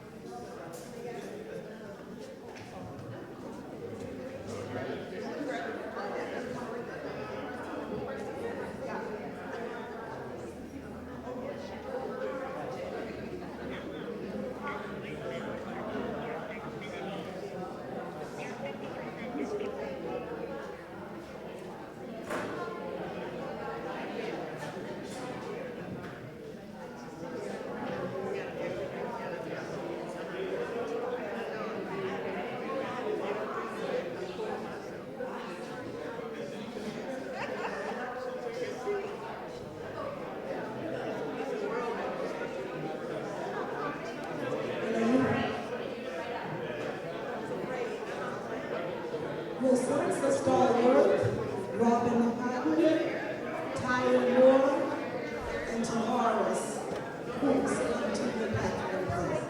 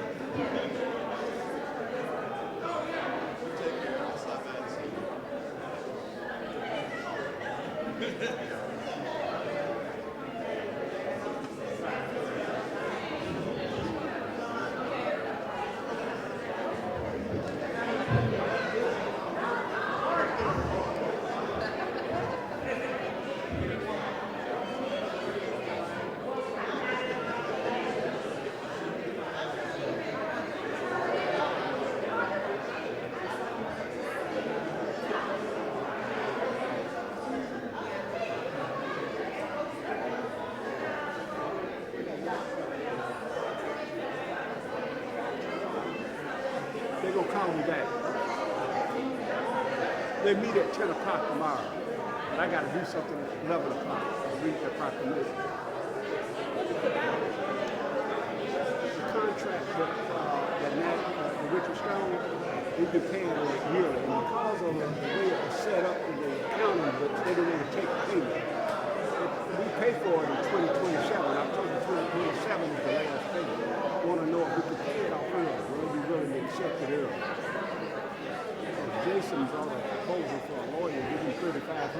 chance he'd go to that meeting tomorrow and then maybe get it paid off. We pay him $3,500. We do this ourselves. We're going to take the money. We're going to take the money. I voted against it. I said, no, man, I ain't putting that on there, man. I said, what's the problem with our attorney going? We're going to pay some lawyer out of Bible County $100 just to go and he know connectors. He can get it paid off early. They can take the money. We already have the money from the development authority to pay it off. The money's sitting there. Pay it ourselves. So that's what that's about. I was looking at the question. It's good to see you. I'd like you to meet my pastor. The new pastor. Yeah.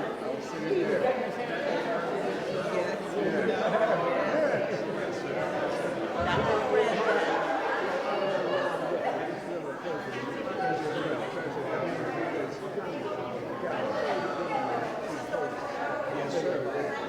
I actually stopped at the house and there was something that said, tell them that we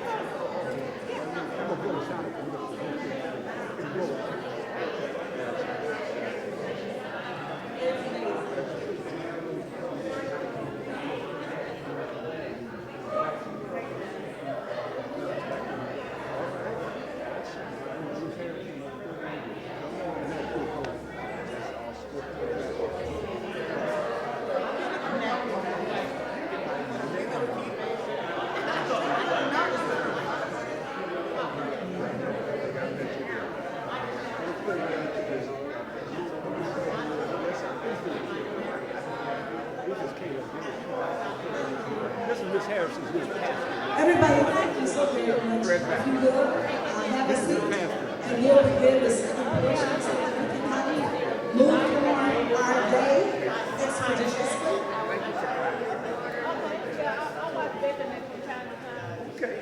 This has been an incredible day. I think we're going to start out and sing a quick little song. The more we get together, the more we get together, the happier we'll be. For your friends are my friends, and my friends are your friends. The more we get together, the happier we'll reach for it. Yay! Okay, how long ago did you last sing that? So we're continuing the day. We started off with the theme walking, and then we carried on with marching and healing, and now we're going to close out our day talking about thriving. And so with that having been said, everybody, I want to welcome you to this session, and I'm Wanda Howard Battle, and I want to take just a moment to just call the names of our panelists, and we've got some powerhouses here, everybody. To my immediate left is Mr. Tyron Moore, and I'm going to let everybody tell you about themselves. To his left is Mr. Tavares Coons. And then to his immediate left is Miss Selsa Stallworth. Oh, I see. And then to Tavares' immediate left, everybody, is Miss Robin Hutton. And then to her immediate left is Selsa Stallworth. So I want to just welcome you all in and say thank you all for coming and sharing your insights with us today. Because now, we got to figure out, how do we thrive? Okay? How do we thrive? I want everybody in the room, call out some human rights issues that are on the table. Just call out as many as you can think of. Human rights issues that's on the table that you can talk about. Immigration. DI. Abortion. Trans rights. Give about 3 more. Gay rights. Human trafficking. Banning books and books that up. The other one. Voting rights. Okay, everybody. Okay, so now this is just the tip of the iceberg of what we're getting ready to talk about, and I want to put in your spirit and have our panelists weigh in, because if we're going to thrive, and if we're going to survive this era going forward, we gotta do it intentionally and with love. Yeah. I know we're stressed out, but we're gonna have to do this intentionally and with what else? We're gonna have to do it. Turn to the person on your right and let them say, I love you. I love you. All right. I love you. I said it to all of y'all. Didn't that feel good, y'all? And I'm telling you, we're in a moment, if we're gonna thrive and survive, we gotta start using that. We're gonna have to say it more often, and we're gonna have to do the follow-up action. So this afternoon, as we delve into what it's gonna take to thrive, I wanna start off with each one of the panelists, starting with Tyron Moore, to tell us about who you are, first of all, and then we'll talk about how you're thriving and how do you see us making it through. Well, good afternoon, everyone. Good afternoon. There's more people in the room than that. Good afternoon, everyone. Good afternoon. Much better, much better. My name is Tyron Moore. I'm a graduating senior finance major here at the Alabama State University. I serve as the two-time president of the Alabama State University NAACP, first vice president for the Alabama Youth and College Division, and also state political action chair. I know everybody in here can pretty much read, so if you check the bio out, you can see the rest. But that's me. What I do is, the work I do is centered around young people, working with young communities through activism, advocacy, education, and action, creating spaces where young people can not only engage civically, but understand their power. I live by a quote that is, when young people stand up, the world takes notice, and that's something that I truly embrace. So if we're gonna thrive, it's gotta start with the younger generation, because despite what Whitney Houston said, I believe the children are our future. Yeah, that's 40 years ago, we're the now. Love the song though, love Whitney. But young people, we're the now, so we have to step up to the front and truly be the power that we possess. Thank you.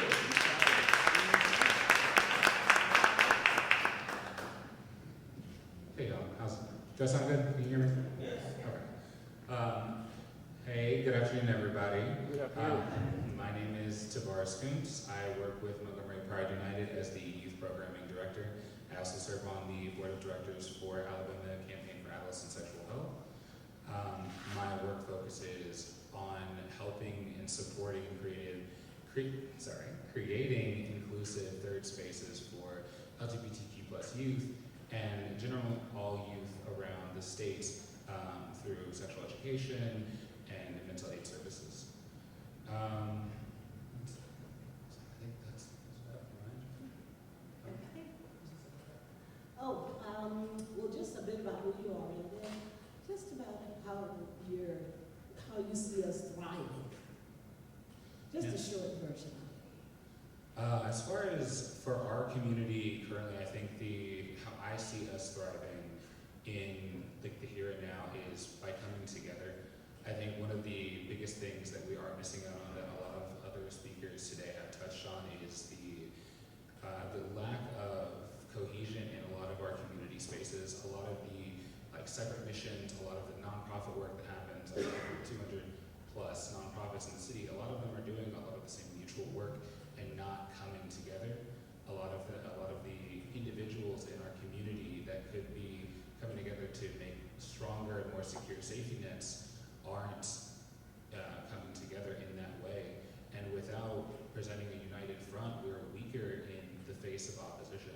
So I think that to thrive, and one of the best ways to get to that point is by coming together to create those safety networks. Thank you.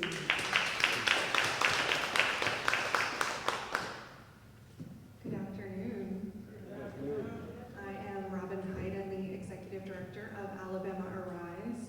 We're a statewide coalition of faith-based nonprofit and civic groups and thousands of individuals across Alabama. We are united in our belief that people in poverty in our state are struggling because of decisions made here in Montgomery at the state legislature. So much power is concentrated here, and we can never address poverty and racial inequality without being active at the State House and changing policy. So, our vision statement at Arise was developed by engaging our members years ago. Our vision is we believe in a state where everyone has the dignity and freedom to thrive with adequate housing, health care, food, work, with dignity. And successive generations are ensured a healthy future. We believe that that will happen when government is inclusive, responsive, and justice-serving.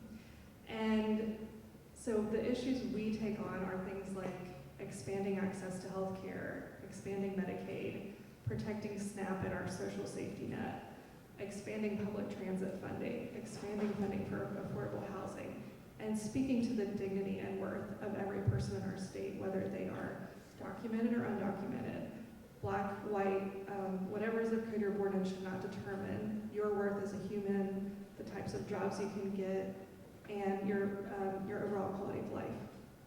And it's more than halfway through the legislative session right now. So if you see anyone who works up there, we all look beat up and dragged through the mud. But you know, just this morning they had a bill to ban evidence-based sex education in the Senate. You know, they've had legislation pass the U.S. House this morning that would slash Medicaid and SNAP spending. So we're really in a crisis time for people who are working for justice and equality. But I believe it can be better. Thank you.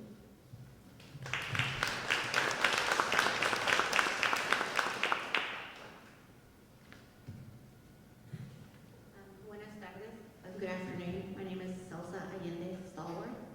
I'm an organizer at the ACLU of Alabama, where we are a watchdog for civil rights and civil liberties, and that can mean different things for different people, whether it's reproductive rights, gay, trans rights, immigration rights, voting rights.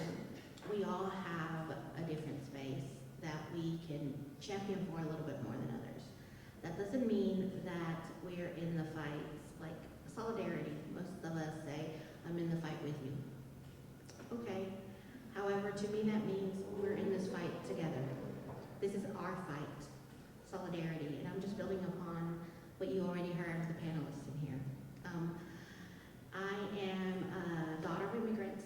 I grew up in Alabama, rural, southern, Randolph County, Wedowee, predominantly white, the first immigrant Latina to graduate from my high school, completely indoctrinated into a culture that wasn't my own. So I have had to learn to break those barriers within itself. Learned about the civil rights movement when I attended an HBCU because it wasn't taught in our local high school. Okay.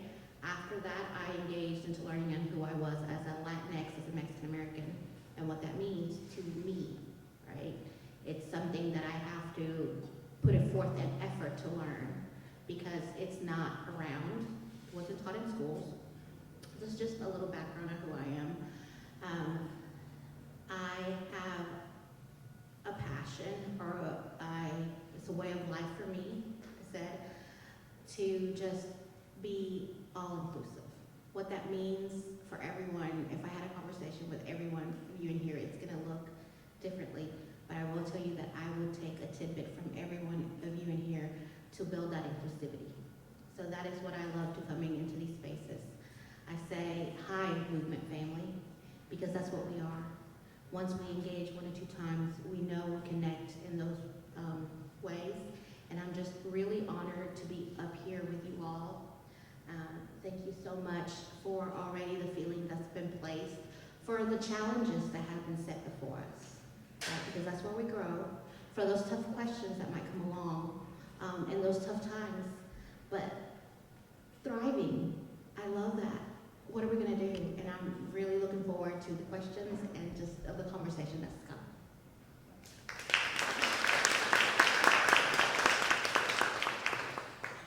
Robert and Jean Greatz, in some of the conversations that I had with them and listening to them speak, always talked about their family being a little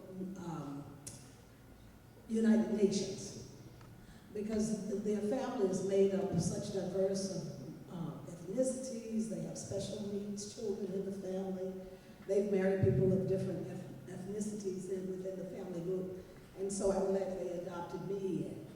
But with that having been said, how, as that narrative of them leading us to understand Dr. King's plea for us to be the beloved community, how have you, let me just ask personally right now, how have you from your childhood been impacted by the work you're doing now to help us to be the beloved community?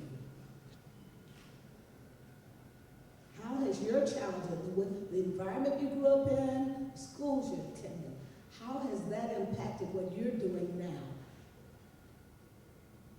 I guess since I was most recently the one that was a child, I'll be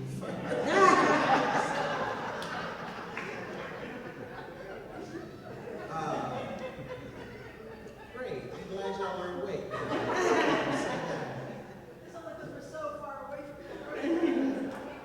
But I attended a elementary school in Pensacola, Florida called Jacqueline Harris Preparatory Academy.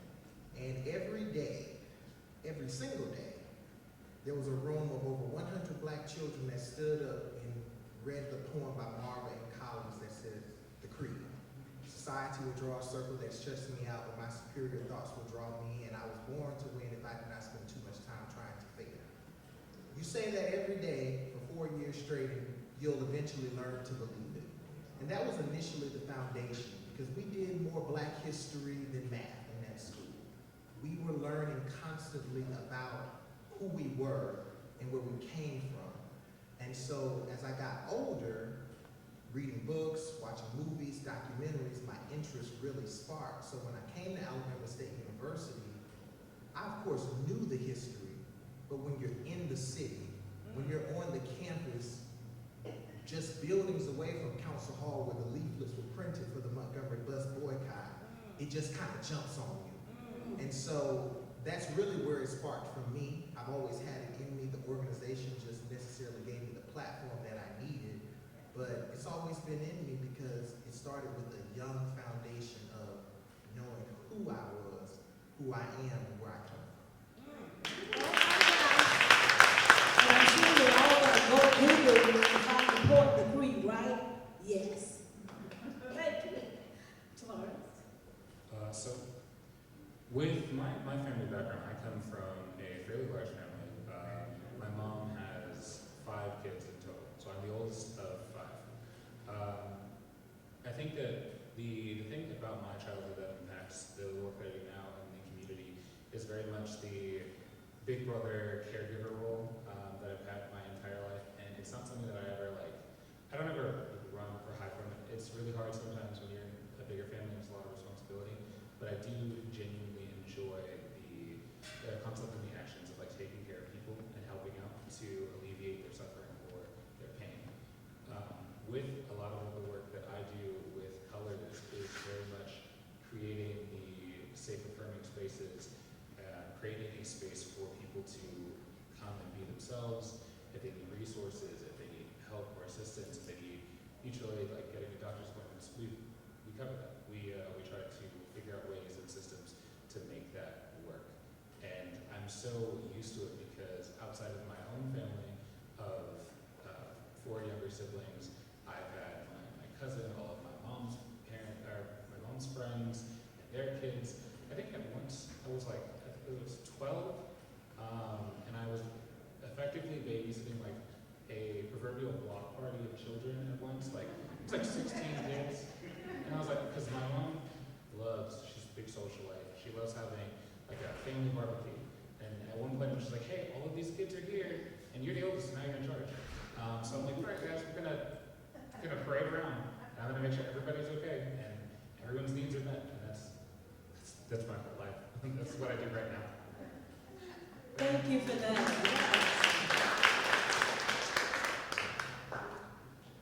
So I grew up in Pelham in Shelby County, which is a white community from Birmingham. And I would say growing up, even though I wasn't aware of a lot of the racism or racial segregation around me, the discrimination around me, it shaped my childhood. And Pelham, where I grew up, has been voted one of the best places in the state to raise a family. It's a very affordable community. It's becoming more racially diverse, larger Latino and African American communities. But I really grew up in a bubble, in a privileged bubble. And I didn't really experience what a beloved community would look like until probably after college. I moved to Birmingham and I joined Beloved Community Church in Birmingham, which is a United Church of Christ. And it was this radical community of like very racially and class diverse people. When I was in college, I wanted to go overseas. I wanted to do international development. I thought, I had actually wanted to be a missionary when I was very young. I thought this is where you go help people. You go help people in foreign countries. That's what my relatives did. And I went to this event in 2008 that was in Birmingham. It was a racial reconciliation event for white Southern Baptists, which I was raised, to talk about race with Black Baptists. And that was the first time I learned that the Southern Baptist Church had actually split from the Baptist Church over segregation. They were pro-segregation. And, you know, a lot of the scales had to fall from my eyes over the years to see the ways that my church had been shaped by racism, my schools had been shaped by racism, the opportunities I had. You know, Birmingham is still the most segregated city in the South, which I think most people are not aware of. It's residentially segregated. So I would say it's still a struggle to actually find and see the beloved community. It's something that people have to intentionally create to overcome the barriers that white people have placed to that happening. To find radical community where, you know, to be in a place that's not just white dominant, and to be in a place where there's genuine, you know, reciprocal relationship, and you go deeper than just the superficial. So I have found that in churches, but it's still something that is I think we all have to create everywhere we go and be held accountable to do better about. And I'm happy to be here today talking about it. Thank you.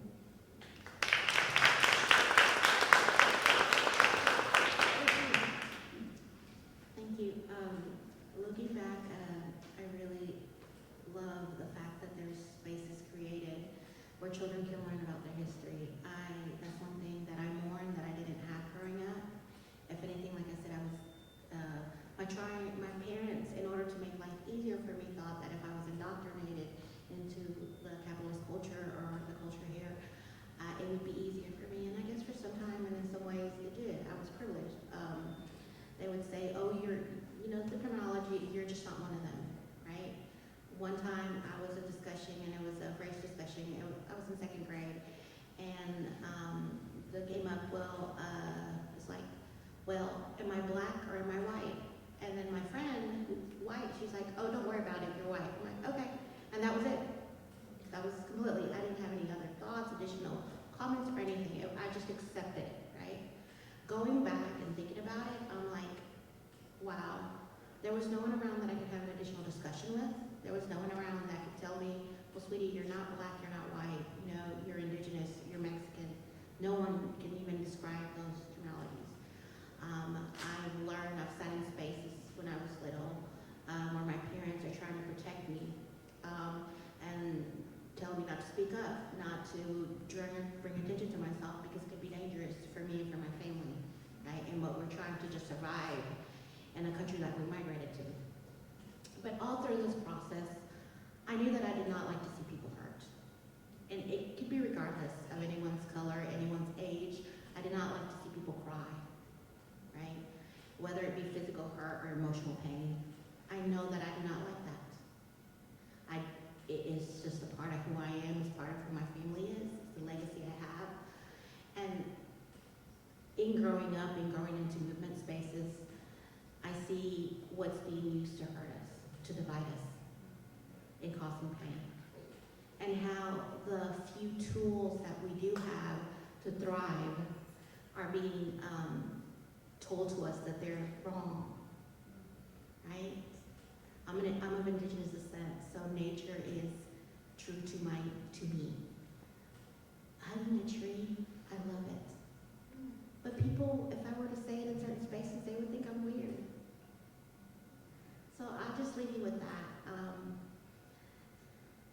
I love and I do not like to see people hurt, and that's been in there since I was a child.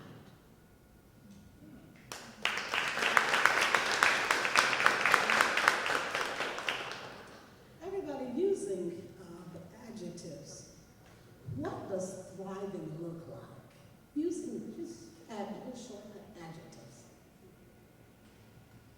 So let's start out. What does thrive mean? Anybody? Some synonyms for thrive. Surviving. Prosper. Say it again. Prosper. Prosper. Growing. Growing. Joy. Flourishing. What was that? Flourishing. Flourishing. So now, with these adjectives, what does thriving look like? And you all called out all of these human rights issues earlier. So given housing, homelessness, mental illness, call them out. DEI. Say it again. DEI. DEI. How are we going to thrive? And maybe I'll start with our panelists. How are we going to thrive in the midst of all of these human rights issues? How are we going to prosper? And what were the rest of them? Flourish. First, as a community, we need to be informed. There's a lot going on in the world today. There's a lot of things being thrown at you. But you gotta actually know what's up. You've got to start back reading. I don't know why we've gotten away from that. People don't read anymore. You gotta read. You gotta go to community meetings, town halls, and actually get informed. And then we have to be equipped. Coming to events like this, going to trainings that are put across throughout the city. We're in the birthplace of the civil rights movement. We've got to get equipped for the fight. But we've also got to be inspired because there's a disengagement. People are tired of the same old, same old. They're tired of seeing the same faces. They're tired of re-electing the same politicians. They're tired of seeing the same civil rights leaders say the same thing and nothing changes. So we've got to get re-inspired so we can get out there and actually change some things up because we're still the change makers and change agents. But we've got to go back to the basics and get it done. Informed, equipped, inspired.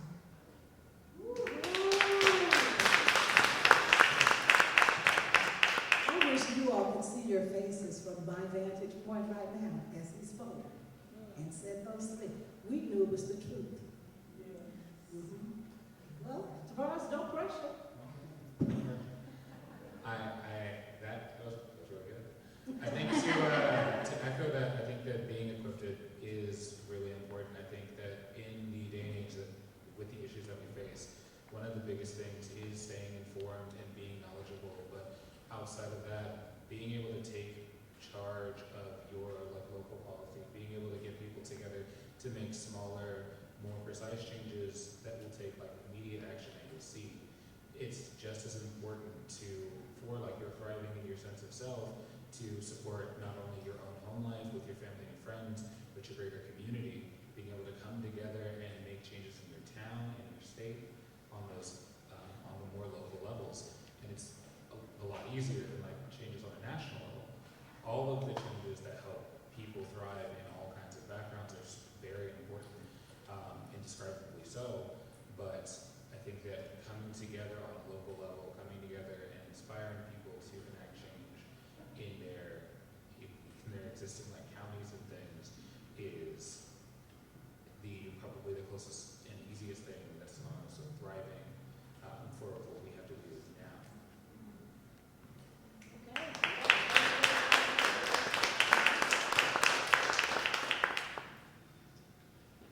I've been thinking a lot about abundance and scarcity.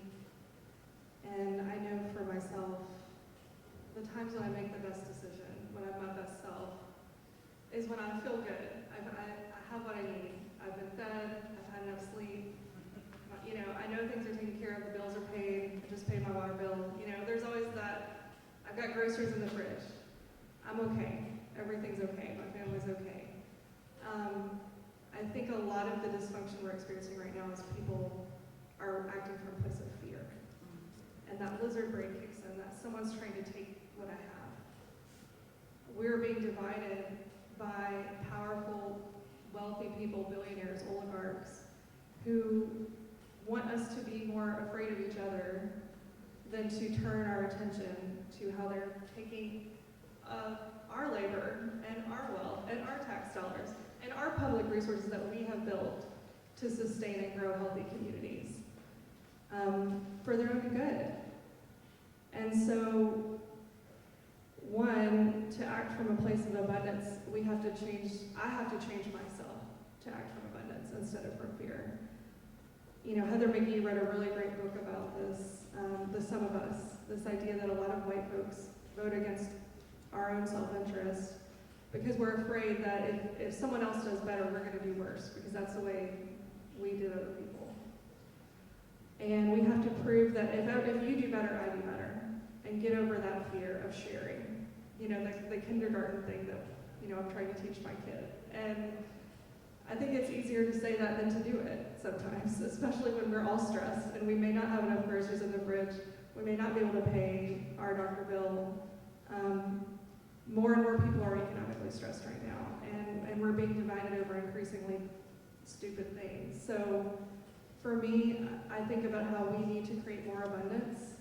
And, you know, as a Christian, I look at how Jesus taught abundance as one way to do that is to just share what we have with each other.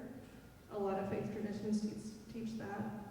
But to just get over our fear of that too, our fear that if you have more, then I have less. And to demonstrate that in some ways, even in whatever sphere we have to do that.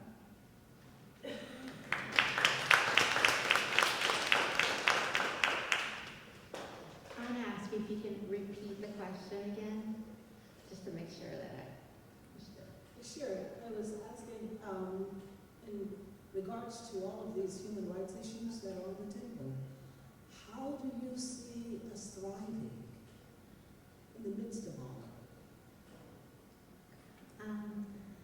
It's a question that, and I know why I asked you to repeat it, that I honestly do not have an answer to, and I feel that it sits differently with everyone.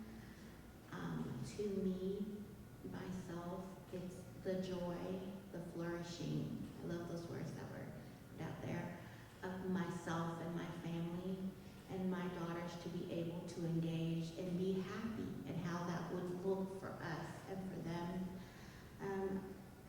Robin's sitting right next to me, and her idea of thriving might be a little bit different, but that doesn't mean that it's incorrect or it's wrong.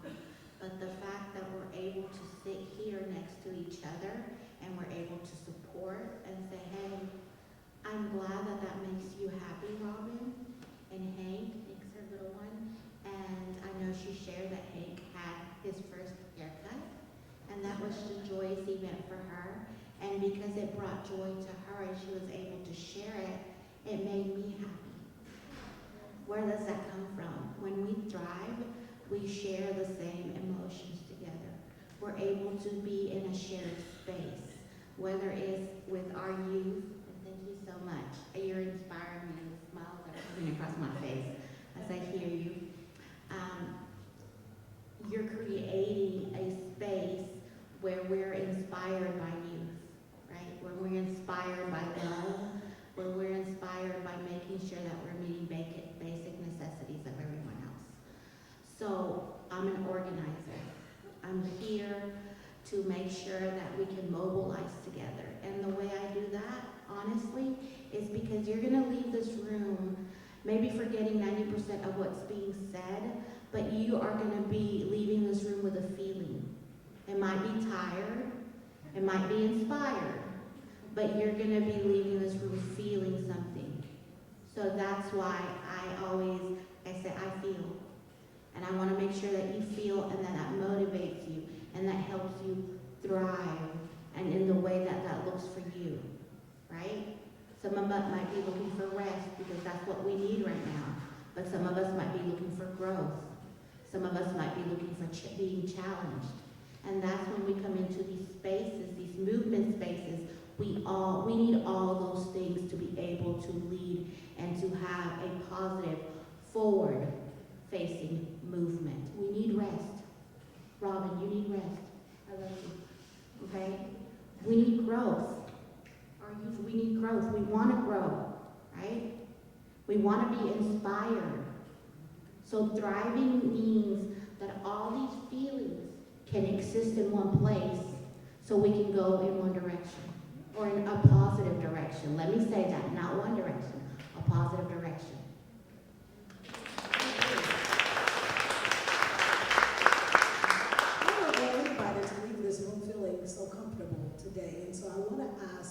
question.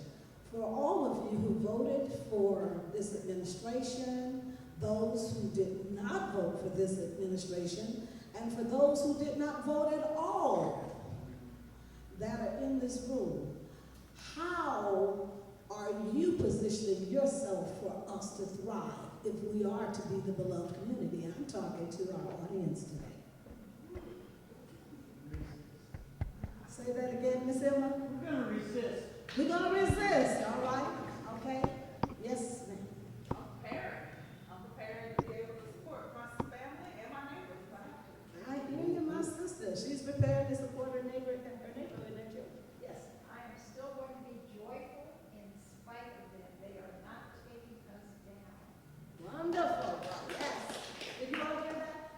Can we get a mic where they can be heard? She says she chooses to be joyful, and she's not going to let this administration take her down. Yeah. Anybody else? So mine is telling the truth and using my faith tradition with my congregants to speak to the issues that are before us. Yes, yes. Now, just quickly, how many of you in this room have been homeless? Raise your hand. How many of you in this room have been molested? I should raise my hand, I'm homeless too. How many of you have battled with mental illness? How many of you are in the LGBT community? Oh, I raised my hand on that too. Oh, sorry. But hey, I'm one of the family members. But all of us, you all, have stuff. We have places that are broken. And we've got to figure out if we're to thrive at this time, with all of these circumstances going on, we have got to figure out how we're going to wake up in the morning with joy. How we're going to forgive those who molested us, those that stressed us out to the place of mental illness or whatever took place that was imbalanced. The circumstances that got us to that homeless place. How do we support one another even? Instead of running away. How do we find places for our homeless other than taking them to prison or to the jail? And now they're putting them back out on the street because there is no place. Yes. I believe in the power of listening. The power of Listening. Listening, okay. There are people who we may listen to, and our listening won't make any difference in their doing bad things that we wish to oppose. But most people, when they're listened to, shift. And listening is very hard for me to do with somebody whose views are hurtful or dangerous. And I'm aware of many instances, but the most dramatic recently was a few years ago when a woman in Maine, a Democrat, was running in a very red district for a place in the Maine legislature. And everybody thought she was nuts. No way she could win. She and her husband set out to talk to every person, every conservative in that district. They went in their homes and they just listened. And she won. Okay. All right. Yes, I was thinking in a couple of weeks I'm going to take a vacation, right? My wife is going on a conference. She's going on a conference and I'm going to hang out. And sometimes we think about that as, like that is the respite out. But I'm thinking about like right now, today, seeing, just being introduced to the people who are impacting our society, and to be able to celebrate them, to engage people, to have these sidebar conversations. That, to me, is thriving, right? So, one other point I want to make about that. I again, as a historian and somebody who, we do these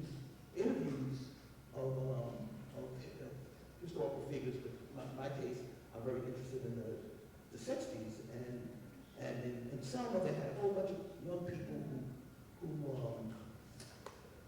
protested over time, and a lot of them went to jail. And then they talked about their experiences. And you would listen to what they did. Like they would have, you know, these parties, and they would sing songs, and so much of what we think of as toil and struggle, they made part of that. They infused culture into that experience. So I don't see this idea of thriving as apart from what we're doing right now. And so I take some umbrage in being a part of this. I enjoy being able to see and talk to people, hearing the rabbi and young people. That speech we heard earlier today from the young man was just, that probably was the best speech in terms of content and delivery that I've heard from a young person ever.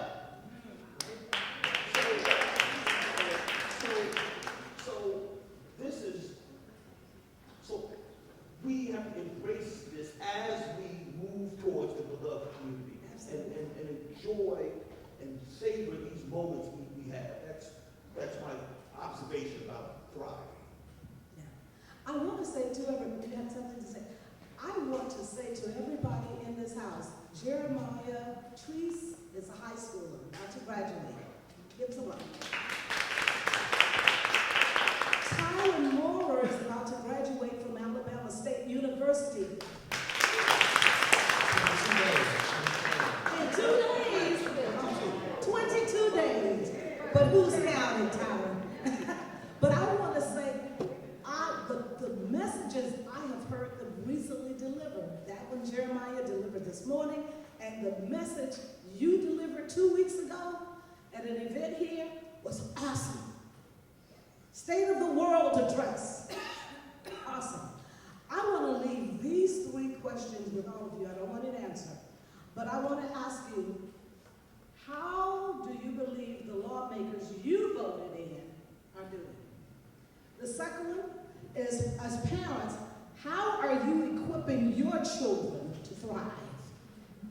And thirdly, this is most important, I see to me, is do you really understand that there is a divine presence that created you out of a heart of love and sent you here to love and help somebody every day? And do you really love yourself?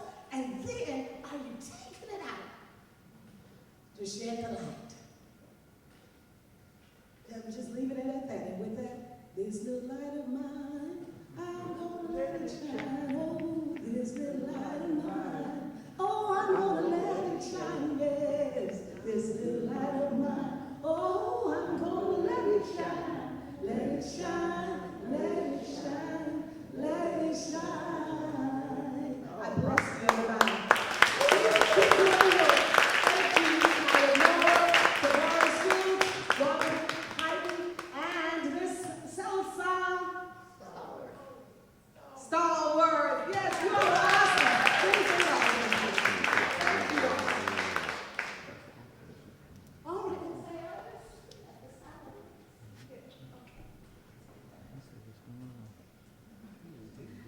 Let's see who's presented.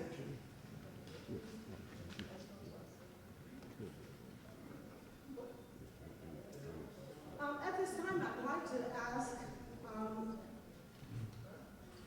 let's see, who's going to present these awards? Mr. Bill Ford, Jill Friedman, and let's see, Carol and Meta. If you all will come forward now at this time. Thank you all for helping me.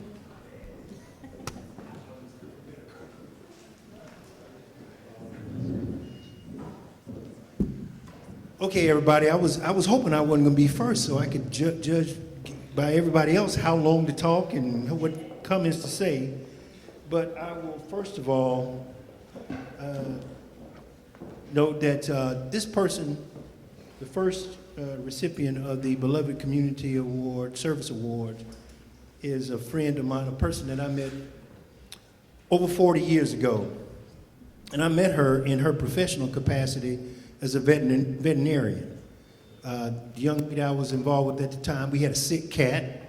We took the cat to Dr. Lori Will, and I was struck by her compassion and her dedication to this pet she had never met before. I remember she lowered herself to the same size as the cat, and she touched the cat, and she showed so much compassion. I was really taken by that. And over the years, I have come to find out that that love and compassion she had for that cat extended to all God's creatures, great and small. And she's done a lot in this community, and she recently got me involved in some things that at the time I didn't know what I was getting in for. But she told me, she said, Bill, they offered me to be president, and I told them the only way I'd be president is if you would be my vice president. And I told her, I said, Laurie, I'd go over Niagara Falls in a barrel with you. I would have preferred it to be a barrel, Laurie, after what I've been put through the last couple of years. But at any rate, I want to give this, I'm so honored to give this award to my friend and my mentor and the person that I love dearly, Dr. Lori Jean Will.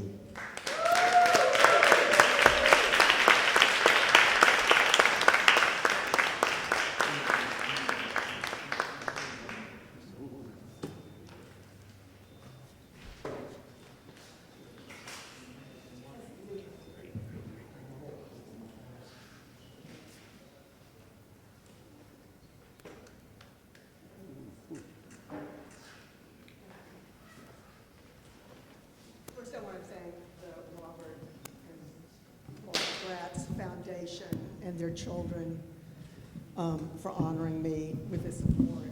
And I want to make it very clear that I know that I'm accepting this award on behalf of all of the people who have worked alongside with me, bringing their vision alongside with mine over the last 50-odd years. And I look at, you know, when I was driving on the campus today, I saw a banner for John Knight. John Knight, Dr. Leon Howard, Dr. Bill Harris made it possible for Kathy Sawyer and me to bring Camp Sunshine for Girls to the Alabama State University as its first home. And I look out over the room and I see others of you, Sarah Ann, Sharon, Janice, who've, you know, we've worked together on so many different things that are so important to this city. And so the messages of collaboration and vision and being true to yourself and turning challenges into gifts and opportunities, all of those that we've heard today are absolutely true. So thank you so much.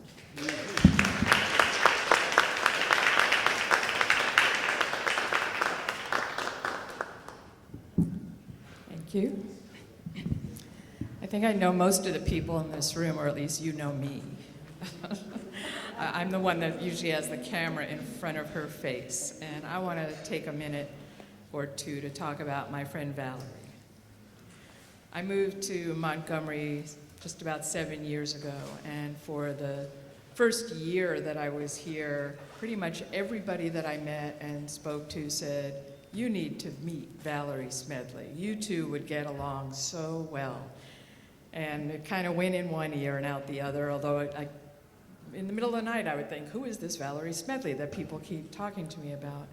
It took me about a year, and then I walked into Tours of Montgomery one day, and I found family. Valerie is the warmest, most hopeful, most active person I have ever met in my life. I rarely say no when somebody asks me to show up somewhere in this town.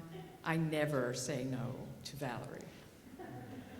She is known among some of us as the mayor of Centennial Hill because of the incredible work she has put in to raise that part of town to its rightful place, not just in the history of Montgomery, but in the present tense.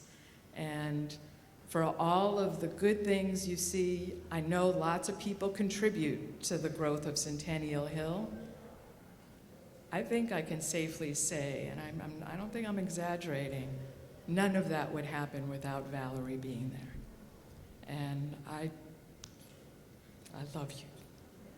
And I'm so honored to present this award to you. And I know that you're going to continue the work for the rest of our lives, and I look forward to standing with you while you do it.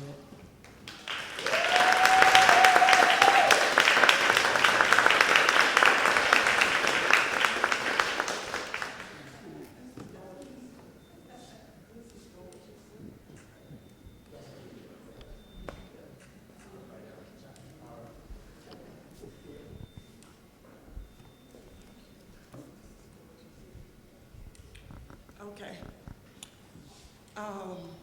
I can remember coming to Centennial Hill.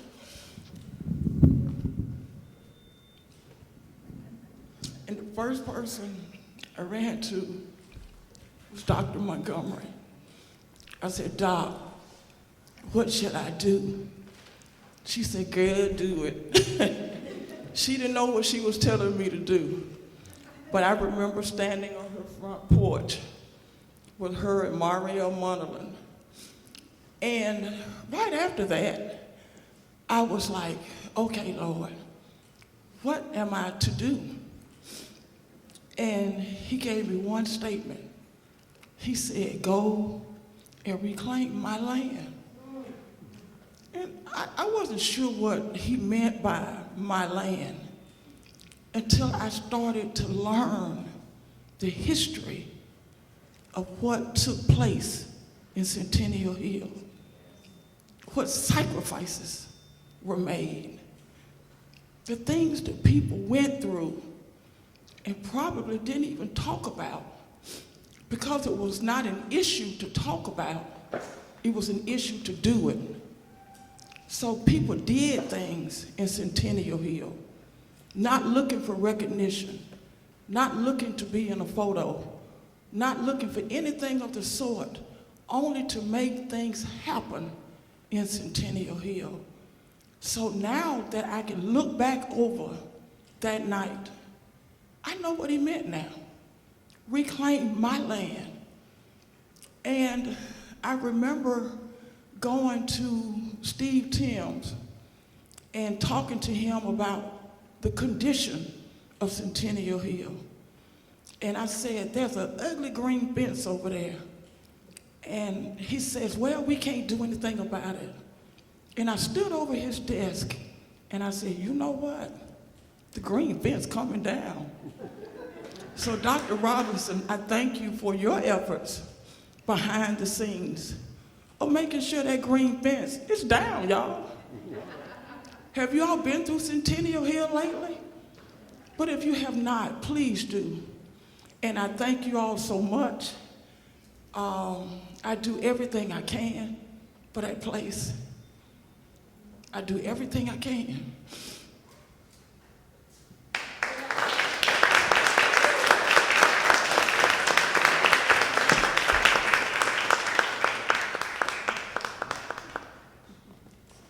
And Centennial Hill looks beautiful. I don't go by there when I don't see her sitting outside, you know, talking to Valda, talking to people around. And but it gives me and all of us a lot of joy to see what she has created there. It is such a wonderful, wonderful thing. And what she does, not just for Centennial Hill, but for a lot of the organizations around. She has one of the most generous hearts I have ever run into. And there are many people here that can thank her for her generosity, including our foundation. We thank her for everything she does for the communities at large. Thank you, we love you dearly, and everything you do.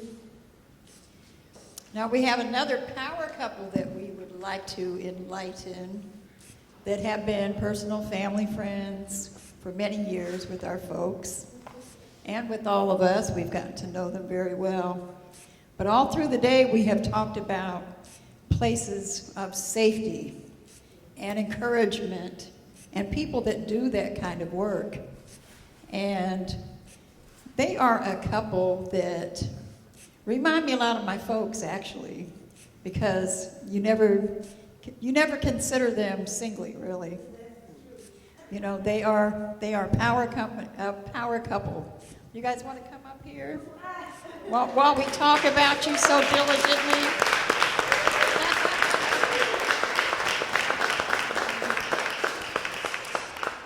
I doubt there's anybody in Montgomery that doesn't know who you two are. But many accomplishments for both of them. They're accomplished publishers, writers. I mean, there is numerous accolades for both of them. But more than anything, and I think the real importance that the two of you have provided for our communities is providing safety for all kinds of marginalized communities. I have been to so many meetings there, and all of us have. You have promoted people that have written banned books, okay, have written and done things that are, quote, illegal in spaces. And I cannot say enough for the safety zone that you provided for so many of us. I have seen groups there of women who were going to run for offices, who had never even thought about it before, but came to their space and were told, just do it. Don't think about it. We need this so desperately. Just do it. We need you in these spaces. These are the kinds of things that they have promoted over the years. But on a personal note, they also helped our parents to publish their books and supported them in that. And that was a real labor of love, because they advised them along the way and supported them with friendship and our whole family. And just what they stand for as a couple means so much and resonates so much with what we are as a foundation. So we're paying this honor to you as a couple because you're a team together. And you all exemplify so much what we are creating as a beloved community. We want to know how much we love and adore you and appreciate. And here's David in time. He just delivered the Grays back home. So he's here to help honor you as well. I just wanted to say that this couple, Randall and Suzanne, they remind us, as Meta said, so much of our own parents. That, you know, there is no Randall without Suzanne and no Suzanne without Randall, just like Bob and Jeannie. And they support each other in everything that they do, and they are a powerhouse together. And one of the things, you know, you talk about having room at the welcome table. Well, at New South Books, there's room at the welcome couch. and these two have always opened their hearts and their couch and their building to everyone. They also have just shared this love of books and of learning and reading and sharing and telling stories. And that's something that both of our parents, but particularly our mother, was so much into books and children and literacy. And the support that these two have given to the Jeannie Greatz literacy program through the Greatz Foundation has been immeasurable. And bringing Jessela into our lives. And yay, Jessela. And also stepping right up when we met with them a couple of years ago when my siblings and I had been working for 10 years prior to that, writing a children's book, a middle grade children's book about the life of our remarkable mother. And immediately after we brought this to their attention, they're like, yes, we will help you get this published. So hopefully sometime in the next year or two, you know, there will be a book about our mother that's really wonderful. So we just appreciate you two so much. And when we started talking about who should receive this inaugural Beloved Community Award, we were first talking about just finding an individual. And not only did we find an individual, we had 4. And instead of it, we couldn't narrow it down. You know, all of these people we're honoring are very remarkable. But our parents have now been gone for 4 years, and we've had a 4-year hiatus in the Greatz Symposia. So, you know, of course we had to have 4 because we had to make up for all those 4 years that our parents have been gone. So Randall and Suzanne, thank you so much for everything that you have done. You are so beloved by the whole community, by the whole Greatz family, and especially from our parents. And I know that they're smiling down right now on both of you and with our brothers. So I don't know, I've missed half of the presentation already. What has been said about Randall, I was supposed to make a few comments about Randall today. And I know you brought the book. Did you show the book a little bit? This was his first, the black belt. And then you reprinted this one, but this was the first book that Dad wrote, and this was his. And because of Randall, this happened, and so it was. I mean, Dad did a wonderful job with it, and I'm sure you helped to improve it from what he had written and so forth. But we are so appreciative that you allowed our dad, that you worked with him and helped him to get this thing off the ground. And Meta asked me to look at your resumes, and there were 2 pretty big, long resumes with some things, and pick out some things that maybe weren't said. Earlier this morning, it was said about I think Fred Gray said something about that Dad was the only white person on the MIA, but you also were a part of the MIA for a good many years. I don't know if you and Dad then have the record of being the only 2 white folks on it. I don't know, but so I think you got on a few years after he did, but still catching up. Okay, all right. Well, you probably have served more years on it than he did, because he was just the 3 years that he was here and that we were here in Montgomery. So, but thank you from the bottom of our heart. You don't know how much our parents appreciate the both of you, and how wonderful that you were to both of them. So very deserving to be receiving this award today, and thank you.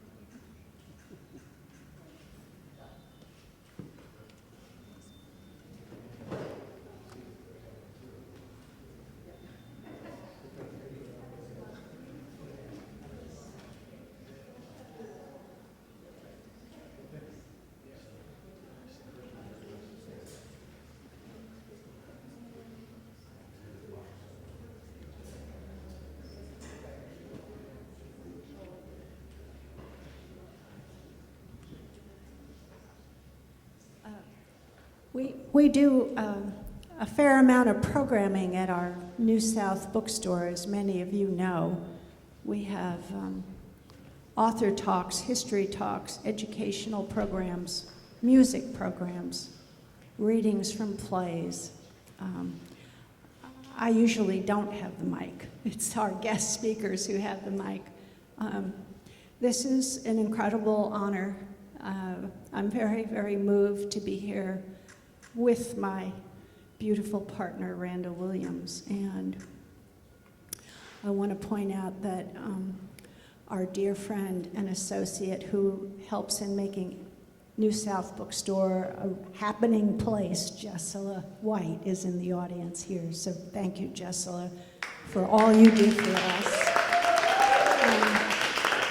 A bookstore is a place of enlightenment. That's what I was taught, that's what I know, and what Randall and I do is try to live those ideals in the bookstore. As Meta pointed out, the store is a place for community, and we decided, we knew, for reasons of the books we publish and everything that's in our hearts, that our bookstore had to be a place of community, and we were going to make it happen. Everybody is invited to our bookstore. The door is closed to no one. No one. And we try to make that clear in terms of the books we have on the shelves. We have an excellent collection, in a variety of areas, from history to LGBTQ titles.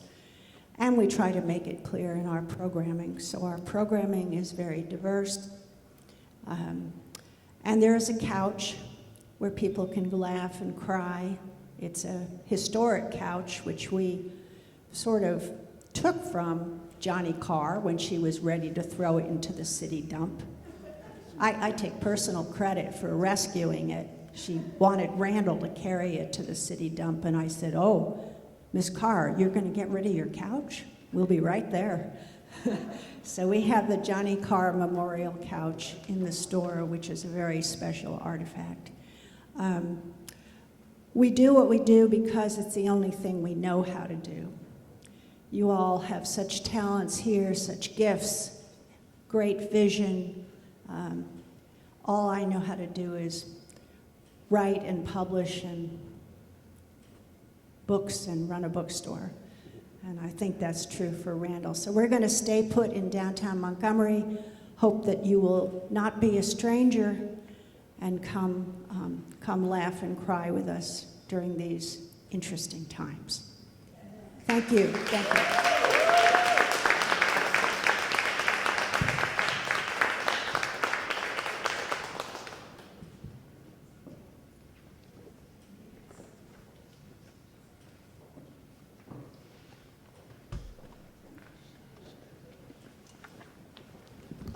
First of all, I want to apologize to the family and my nerves. I got your mother's name wrong. I'm grateful to the Robert and Jean Greatz Foundation. Well, somebody else probably did, and I wanted to get that right. And I was facing this way, and I should know better to pivot. Thank Bill Ford for helping this to happen. Thank Alice Novak. And Kathy Sawyer for helping this to happen, and for also being two of the people who worked together with me. Thank you.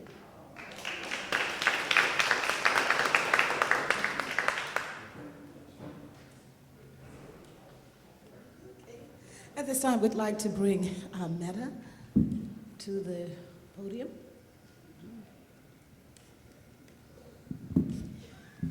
Well, we just wanted to say how much we appreciate everyone coming out today. What a wonderful event this has become because of each one of you.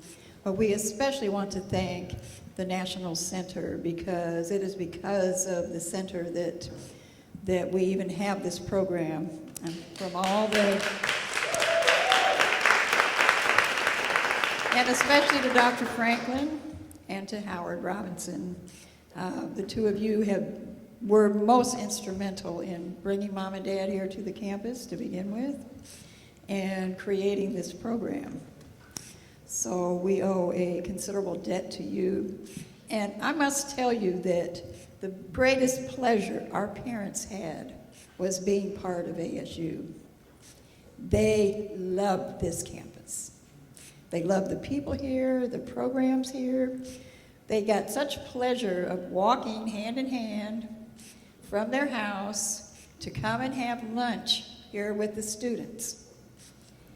They loved this campus. And the most wonderful thing was when Mom graduated at the age of 85. She accomplished her greatest desire and accomplishment of her lifetime was to graduate from ASU. She worked hard for that. 65 years she was in the process of being a graduate of a university. And she chose this university to go to. Was a top-notch student, would sit in the front row. In fact, Professor White was one of her professors. And she became one of his favorite students because she sat in the front row, always did her homework, was a great example to the young kids in the class, okay? But I just want to say how much our folks really love this school and how much we appreciate our partnership, and we look forward to continuing this. And thank you so much. Okay, just wanted to be sure to say that. Thank you to all of you. Bill Ford is going to give us our other thank yous.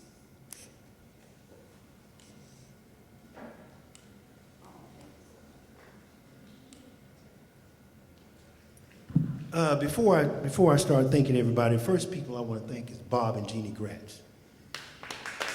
Everybody in this room is part of their legacy. That was one of the joys of my life as I came back home to ASU through the auspices of Drs. Franklin and Robinson, was getting a chance to know the two of them personally. They were incredible people, so I just want to thank them for this whole day has been a reflection of their legacy. Jeremiah Trees, Attorney Gray, Nick Valencia, they were just powerful and dynamic, and the BTW choir was outstanding. But I just wanted to throw that out there. But first, now I'll move to the National Center. The steering committee is Dr. Quentin T. Ross, the president, Dr. Carl Pettis, the provost, Dr. Janice Franklin, the dean of Levi Watkins Learning Center and project director of the National Center, Dr. Howard Robinson, associate director of Archives and Cultural Heritage Services, Dr. Dorothy Autry, program chair and consultant, Timothy Irvin, cultural heritage coordinator, Tim is Yeoman, Reagan Stearns, university archivist, Kashonda Murphy, historical archivist, Yvette Harris, staff associate, who's been so instrumental in all we've done here, Jamila Bell, Barbara Weatherly, part-time staff associate, Evelyn Bowen, operations manager, Rena Miller, administrative secretary, Cleve Weber, consultant and professor of art. Special thanks to our audio-visual crew, Randy Curtis, microcomputer systems technician, Walter Davis, media technician and St. Jude graduate, Yannick Waho, coordinator of technology operations and digital services, Eric Prescott, media technician, Derek Bryant, multimedia design specialist, Lydia Yu, visual artist, print and digital curator, Jason Treywick, archives assistant, Matthew Tigner, instructional technologist, David Campbell, university photographer. And the Robert and Jean Greatz Foundation Board of Directors, Meta Ellis, the board chair, Michael Glass, board vice chair, Jamar Fisher, secretary, David Gratz, the treasurer, Regina Baskin, Wanda Battle, Jill Friedman, Tim Lennox, Claire McCaw Milligan, and Dr. Howard Robinson. And finally, the Robert and Jean Greatz Symposium committee members, some clown named Bill Ford, A.C. Glass, Carolyn Glass, David Glass, Karen Jake Gray Houston, Emma McDaniel Ellis, Christopher McDonald, Dr. Robert White, and Jock Chandler, the photographer. In addition, we want to thank our healing panelists, Ayana Sterling, Alyssa Perry, Leah Nelson, Adalea Bennett, and our thriving panel, Tyron Moore, Tavares Kuntz, Celsa Stallworth, and Robin Hayden. So again, thank you. It's been a fantastic day, and having been a part of several of these, I dare say this is the best one yet. So thanks to the legacy, their children, for putting on such a great legacy, an honor to your parents, and continue the good work. And thanks to everybody for coming. You got benediction coming.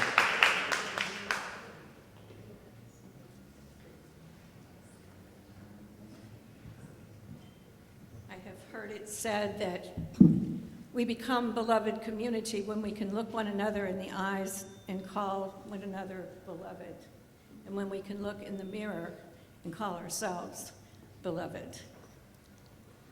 So, beloved, I bring a charge and blessing to you from my favorite poet, or one of my favorite poets, John O'Donohue. Blessed be the longing that brought you here and quickens your soul with wonder. May you have the courage to listen to the voice of desire that distracts you when you are tired of putting up with something safe. May you have the wisdom of May you have the wisdom to enter generosity into your soul, to discover the new directions your longing wants you to take. May your mind inhabit your life with the sureness with which your body inhabits the world. May your heart never be haunted by ghost structures of old damage. And may you come to accept your longing as a direct urgency. And may you know the urgency with which the Holy One longs for you. Amen and amen. Amen. Amen. Everybody, well, let us stand, and we're going to sing one verse of Lift Every Voice and Sing. A chord is awesome, but we're going to stand in for them today. Lift every voice and sing till earth and heaven ring, ring with the harmonies of liberty. Let our rejoicing rise high as the listening skies. Let it resound loud as the rolling sea. Sing a song full of the faith that the dark past has taught us. Sing a song full of the hope that the present has brought us. Facing the rising sun of our new day begun. Let us march on till victory is won.